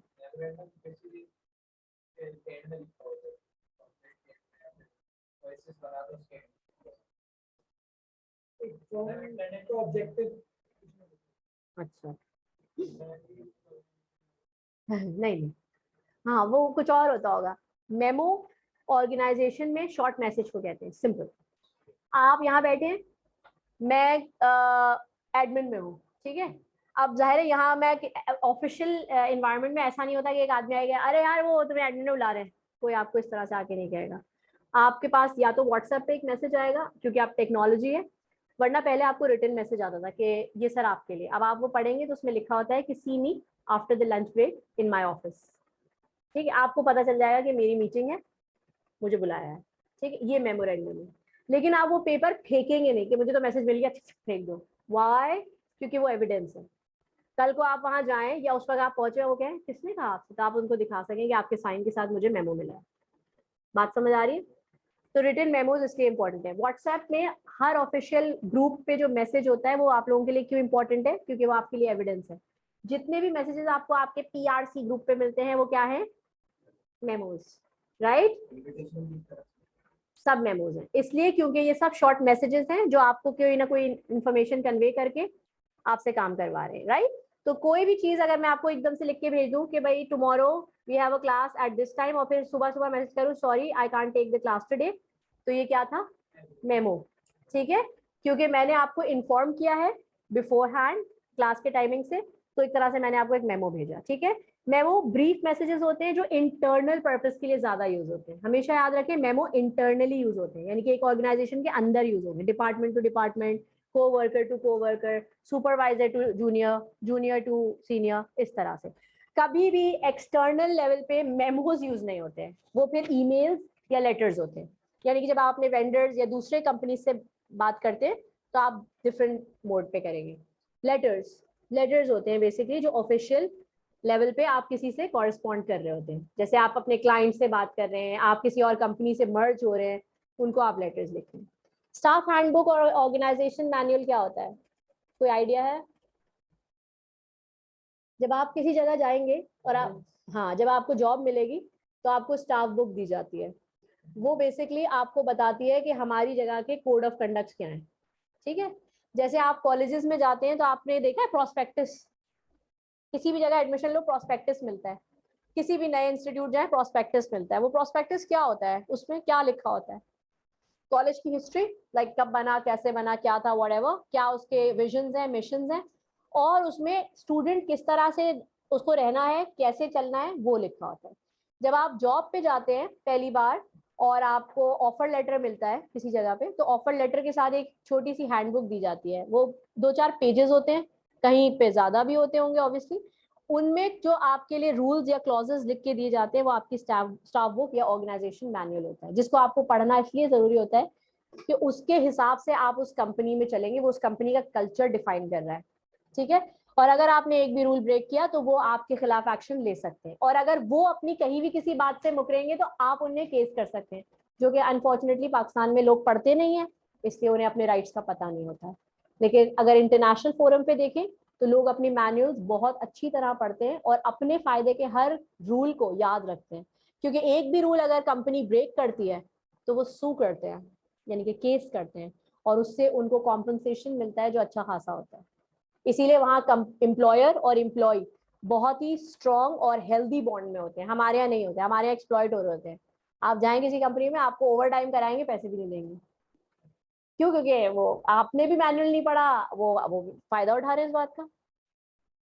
आप आप यहाँ से अभी निकलेंगे ना, आप लोग जाएं अपने घरों में, जो लोग जॉब कर रहे हैं, आप उनसे बोलेंगे व्हाट इज योर जेडी, अपनी जॉब डिस्क्रिप्शन डिफाइन करें। मैं आपको लिख के दे दूं कि आपको 1 या 2% लोग मिलेंगे, वो भी मैं शायद ज्यादा कह रही हूँ, 0.1 या 0.2% होंगे जो अपनी जेडी आपको बताएंगे, वरना किसी को अपनी जेडी नहीं पता होती, क्योंकि एम्प्लॉयर आपको अपनी जेडी सही से बताता ही नहीं है पाकिस्तान में। इसलिए नहीं बताता कि अगर वो आपको आपकी जॉब डिस्क्रिप्शन बता देगा तो आप उससे हट के एक काम नहीं करेंगे, फिर उनका फायदा नहीं होगा, राइट? फिर उनको दूसरे काम के लिए कोई और रखना पड़ेगा। और यहाँ ये हो नहीं रहा है। यहाँ एक ही बंदा मल्टीटास्किंग करता है, और मल्टीटास्किंग को यहाँ लोग क्वालिटी कहते हैं।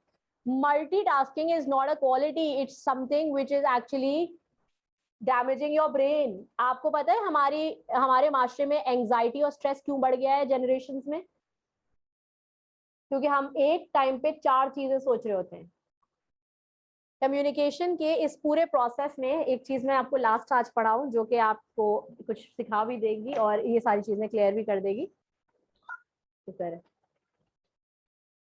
कम्युनिकेशन का जो प्रोसेस मैंने आपको अभी बताया था,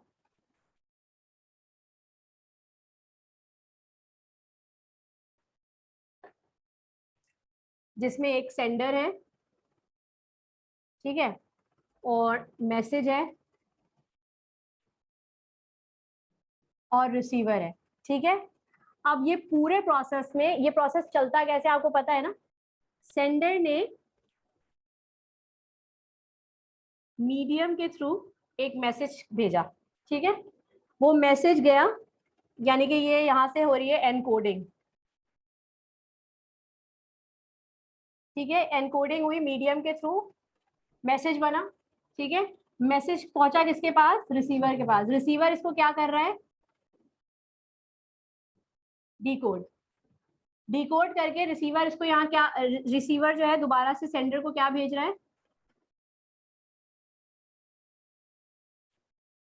फीडबैक, ठीक है, फीडबैक भेज रहा है। सॉरी, ये मैंने गलत लाइन बनाई है, ये मीडियम है, ठीक है। इस मीडियम के थ्रू आपको मैसेज आया, ठीक है, और ये एनकोडिंग है, ये डिकोडिंग है, ये मैसेज रिसीवर ने फीडबैक दिया, फीडबैक आया दोबारा से सेंडर के पास। तो फॉर एग्जाम्पल मैंने आपसे एक सवाल किया, उस सवाल का आप मुझे जवाब देंगे। अगर वो जवाब मेरी एक्सपेक्टेशन के हिसाब से हुआ तो इसका मतलब है आपने वो सवाल सही समझा, और मैं फौरन कहूंगी हाँ भाई सही है, ठीक है। लेकिन अगर आपने कोई अजीब सा जवाब दिया तो मैं कहूंगी नहीं, आप समझ नहीं रहे मेरी बात, सुने गौर से। तो इसका मतलब क्या हो रहा है? ये जो पूरा प्रोसेस है, यानी कि सेंडिंग मैसेज टू रिसीवर, यहां पर एक चीज आ रही है, डिस्टॉर्शन। डिस्टॉर्शन का क्या मतलब है? डिस्टर्बेंस, ठीक है। जब कम्युनिकेशन का प्रोसेस चलता है तो हमारे पास 4 तरह की डिस्टर्बेंसेस क्रिएट हो सकती हैं। पहली,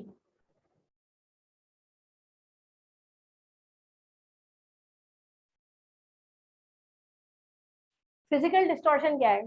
पंखे की आवाज, राइट? कोई भी ऐसा शोर जो मेरी बात आप तक या आपकी बात मुझ तक ना पहुंचा रहा हो, जैसे फोन करो कभी कभी, अरे आवाज नहीं आ रही, बहुत डिस्टर्बेंस है, क्या होती है? ये फिजिकल डिस्टॉर्शन है। इससे कम्युनिकेशन इंटरप्ट होती है और मिसकम्युनिकेशन हो सकती है। ठीक है, पंखे चल जाए सारे तेज, तभी मेरी आवाज पहुंचते हुए आपको मुझे चीखना पड़ेगा। इंटरनेट में कोई मसला आ जाएगा, बच्चों को मेरी आवाज ब्रेक होने लगेगी। क्या हो रहा है? Physical distortion. ठीक है, दूसरी डिस्टॉर्शन,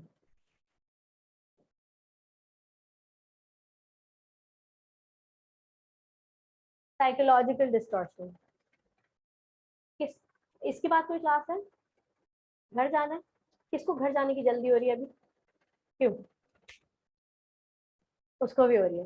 ठीक है, ये दोनों वो लोग हैं जिनसे अगर मैंने अभी जब ज्यादा बातें करके एकदम से एक सवाल करूंगी तो शायद जवाब ना दे पाए, या वो थोड़ा पॉज लेंगे। क्यों? क्योंकि उनकी साइकोलॉजिकल जो प्रेजेंस है वो कहीं और है। They are thinking about something else, कुछ और चल रहा है दिमाग में। फिजिकली प्रेजेंट है, दिमाग कहीं और है। राइट? Psychological issues. ठीक है, तीसरी,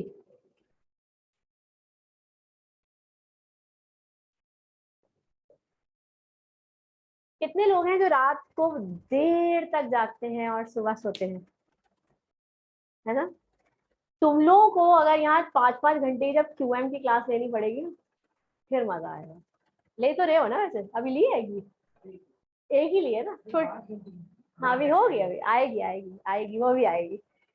तब पता चलेगा क्यों, क्योंकि तुम लोगों की बॉडी ड्रेन है। तुम लोग रात में नहीं सो रहे हो। रात की नींद सबसे ज्यादा इंपॉर्टेंट होती है। आप if you are not going to sleep on time, आप सुबह उठेंगे, आप यहाँ आएंगे, फ्रेश नहीं होंगे, थोड़ी देर के बाद आप ड्रेन हो जाएंगे। और जब आप ड्रेन हो जाएंगे, अच्छा कितने लोग हैं जिनको क्या कहते हैं, जो वॉक करके आ रहे हैं बहुत लंबी, ठीक है, या फिर कोई ऐसा जिसकी तबीयत सही नहीं है, या उसके सर में दर्द है, या उसकी टांगों में दर्द है, या कोई भी प्रॉब्लम है, जैसे ही आपकी बॉडी में कोई इश्यू शुरू होगा, आपकी आपकी डिस्टॉर्शन स्टार्ट हो जाएगी, क्योंकि वो दर्द या वो तकलीफ आपको कॉन्सेंट्रेट करने नहीं देगी। और आप कैसे हो जाएंगे कि अब यार बस जल्दी खत्म हो, क्योंकि आपसे तो बैठे ही जा रहा, आपको नींद आ रही है, आपको 10 इश्यूज हो जाएंगे। ठीक है, तो ये तीन तो बड़ी ही इंपॉर्टेंट आपकी डिस्टॉर्शन है। लास्ट डिस्टॉर्शन है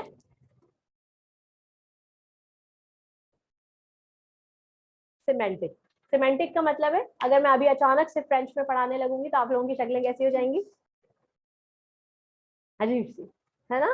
तो इसका मतलब है कि लैंग्वेज बैरियर जब आता है तो एक और डिस्टॉर्शन शुरू होती है। यानी कि आपका क्लाइंट है चाइना में, जब वो चाइनीज में आपसे कोई सवाल करेगा, तो अगर आपको चाइनीज ट्रांसलेशन नहीं आ रही है, या आपको चाइनीज ही नहीं आती, आप उसे ट्रांसलेट करके नहीं समझ पा रहे, then that's a big problem.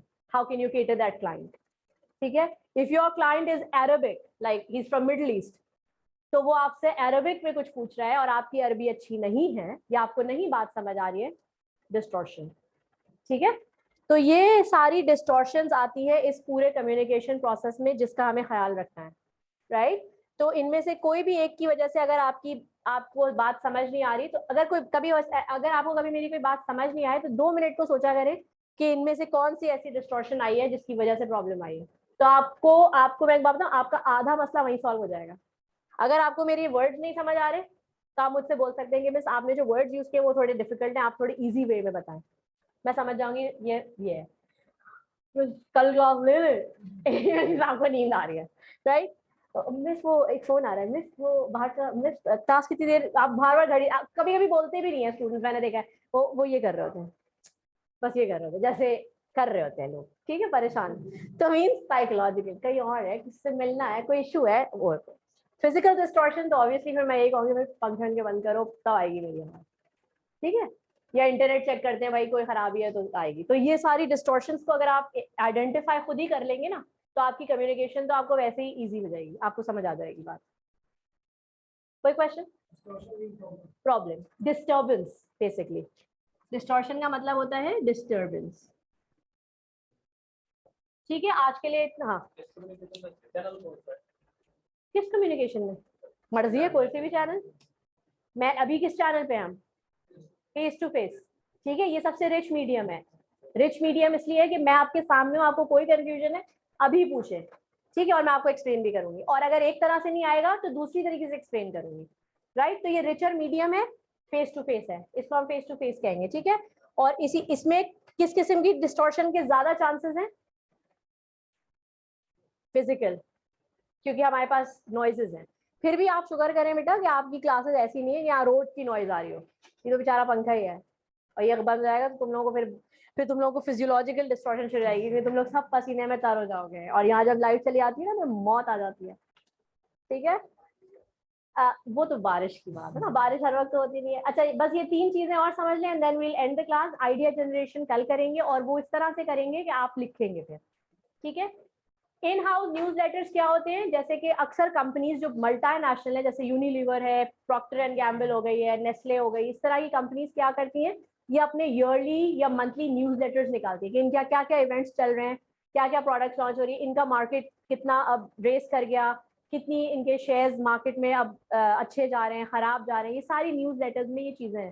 Product में इन्होंने क्या नए इन्वेंशन की है, उन प्रोडक्ट्स में क्या क्वालिटीज लॉन्च की हैं, ये सब इनके इन हाउस न्यूज जर्नल्स और मैगजीन्स में आती है। जैसे कॉलेजेस में आपसे मैगजीन्स बनती थी और आपको कुछ ना कुछ कहा था कि इसके लिए एक मजमून लिख दो, इसके लिए ऐसे लिख दो, छप जाएगा। इसी तरीके से कंपनीज में होता है। नोटिस बोर्ड जो कि अब फिजिकली भी होता है ऑब्वियसली कंपनीज में, और उसकी जगह अब बुलेटिन हो गया है, लाइक वो वर्चुअल हो गया है, आपको वेबसाइट पे उनकी मिल जाता है, वहां से आपको इन्फॉर्मेशन मिलती है। दैट स्टैंडर्ड फॉर्म ने काम बहुत ईजी कर दिया है। अगर आपने देखा हो, जैसे अब आप एडमिशन के लिए कहीं जाते हैं तो आपको एक फॉर्म दे दिया जाता है। ये क्या है, ये बेसिकली स्टैंडर्ड फॉर्म है, जिसमें आपको एक स्टैंडर्ड इंफॉर्मेशन डालनी होती है और उसके साथ रिक्वायरमेंट्स अटैच करनी होती है। इसी तरीके से जब आप जॉब के लिए जाते हैं तो अब आपकी सीवी के बाद या सीवी ना लेने के बावजूद आपको कहा जाता है कि हमारा फॉर्म फिल कर दे, that's a kind of CV. तो वो सारी इंफॉर्मेशन उन तक पहुंच जाएगी, और उसके बाद फिर वो उससे आपको इवेल्युएट करते हैं कि क्या आप उनके आ सकते हैं वैकेंसी के लिए या नहीं। ठीक है, तो अब बहुत सारी कंपनीज ने डिफरेंट स्टैंडर्ड फॉर्म्स बनाए। इसी तरह बैंकिंग में स्टैंडर्ड फॉर्म्स होते हैं। आप बैंक जाते हैं, आपको अगर पैसे डिपॉजिट करने होते हैं, आपसे कहती है वो ब्लू स्लिप उठा लें। अगर आपको पैसे चाहिए होते हैं कैश, तो आपको अलग एक स्लिप दी जाती है। रेमिटेंस भेजना है तो एक अलग फॉर्म देते हैं। इसी तरीके से आपको जो भी काम करना होता है, आप बैंक में डिफरेंट डिफरेंट चीजों के फॉर्म्स आपको मिलते हैं। तो ये सारे क्या है, स्टैंडर्ड फॉर्म है। इनसे कंपनीज और ऑर्गेनाइजेशंस का काम आसान हुआ है। एक स्टैंडर्ड पे इंफॉर्मेशन उन्हें मिल जाती है, हर बंदा अलग इंफॉर्मेशन नहीं दे रहा होता, तो उनको हर इंफॉर्मेशन को अलग इवैल्यूएशन नहीं करनी पड़ती, वो एक ही जगह से सारी चीजें उठाते हैं और उनकी रिकॉर्ड कीपिंग आसान हो जाती है। ठीक है, ये स्टैंडर्ड फॉर्म इसलिए होती है। समझ आ गया सब कुछ? कोई क्वेश्चन नहीं है? ठीक है, तो आप जा सकते हैं, जाओ भाई जाओ। Please explain last 3 distortion again. अच्छा, तो रजा लास्ट 3 डिस्टॉर्शन में ये हुआ है कि लास्ट में एक तो है साइकोलॉजिकल का मतलब है कि अगर आप मेंटली प्रेजेंट नहीं है और आपसे मैं कोई बात कर रही हूँ और आपका दिमाग या जहन कहीं और लगा हुआ है, तो आप कभी भी मेरी बात को एक दफा में नहीं समझेंगे। आपको मजीद एक्सप्लेनेशन या एम्फेसिस की जरूरत होगी, या आप वो चीज रिपीट करने के लिए कहेंगे जिससे टाइम जाया होगा, और मैं समझ जाऊंगी कि हमारी कम्युनिकेशन में कोई डिस्टॉर्शन आई हुई है। दूसरी है फिजियोलॉजिकल का मतलब होता है अगर आपकी बॉडी बहुत ज्यादा अटेंटिवली प्रेजेंट नहीं है, यानी कि आप बीमार हैं या आपको किसी किस्म का पेन है या आप सोए नहीं हैं, तो आप फिजिकली किसी भी चीज को बहुत ज्यादा देर तक सस्टेन नहीं कर पाएंगे। फॉर एग्जाम्पल, अगर आपका सेमिनार 2 घंटे का है तो आप 1 घंटे में एग्जॉस्ट हो जाएंगे। That's physiological. और लास्ट है सिमेंटिक का मतलब है कि लैंग्वेज अगर थोड़ी सी भी डिफरेंट हो जाए जो आपको नहीं आती है, तो ऑब्वियसली वो आपके लिए एक डिस्टॉर्शन क्रिएट करेगी। ठीक है, 7 से पहले जो पढ़े थे वो प्लीज रिपीट कर दें, लेट ज्वाइन किया है। 7 से पहले हमने क्या पढ़ा था? वो मैंने सिर्फ इतना बताया था कि मैसेज जो होता है उसमें 2 चीजें हम देख रहे होते हैं, मीडियम और चैनल। ये बहुत इंपॉर्टेंट है कि किस मीडियम के थ्रू भेजा जा रहा है, क्या वो ईमेल है, क्या वो टेलीफोन है, क्या वो फेस टू फेस है, या फिर वो क्या कहते हैं किसी किस्म का डेटा है, यानी कि कोई ग्राफ है, पाई चार्ट है, ये मीडियम्स है। और चैनल्स होते हैं कि अगर आप फोन कर रहे हैं तो ऑब्वियसली टेलीकम्युनिकेशन आपका चैनल है, अगर आप फेस टू फेस है तो मीटिंग्स या ऑर्गेनाइजेशन आपका चैनल है, और अगर आप कोई रिटन फॉर्म में भेज रहे हैं तो यकीनन आप या तो बाय पोस्ट कर रहे होंगे या ईमेल के थ्रू, इंटरनेट के थ्रू भेज रहे होंगे। तो ये चैनल है। दैट्स इट, और कुछ नहीं समझाया था।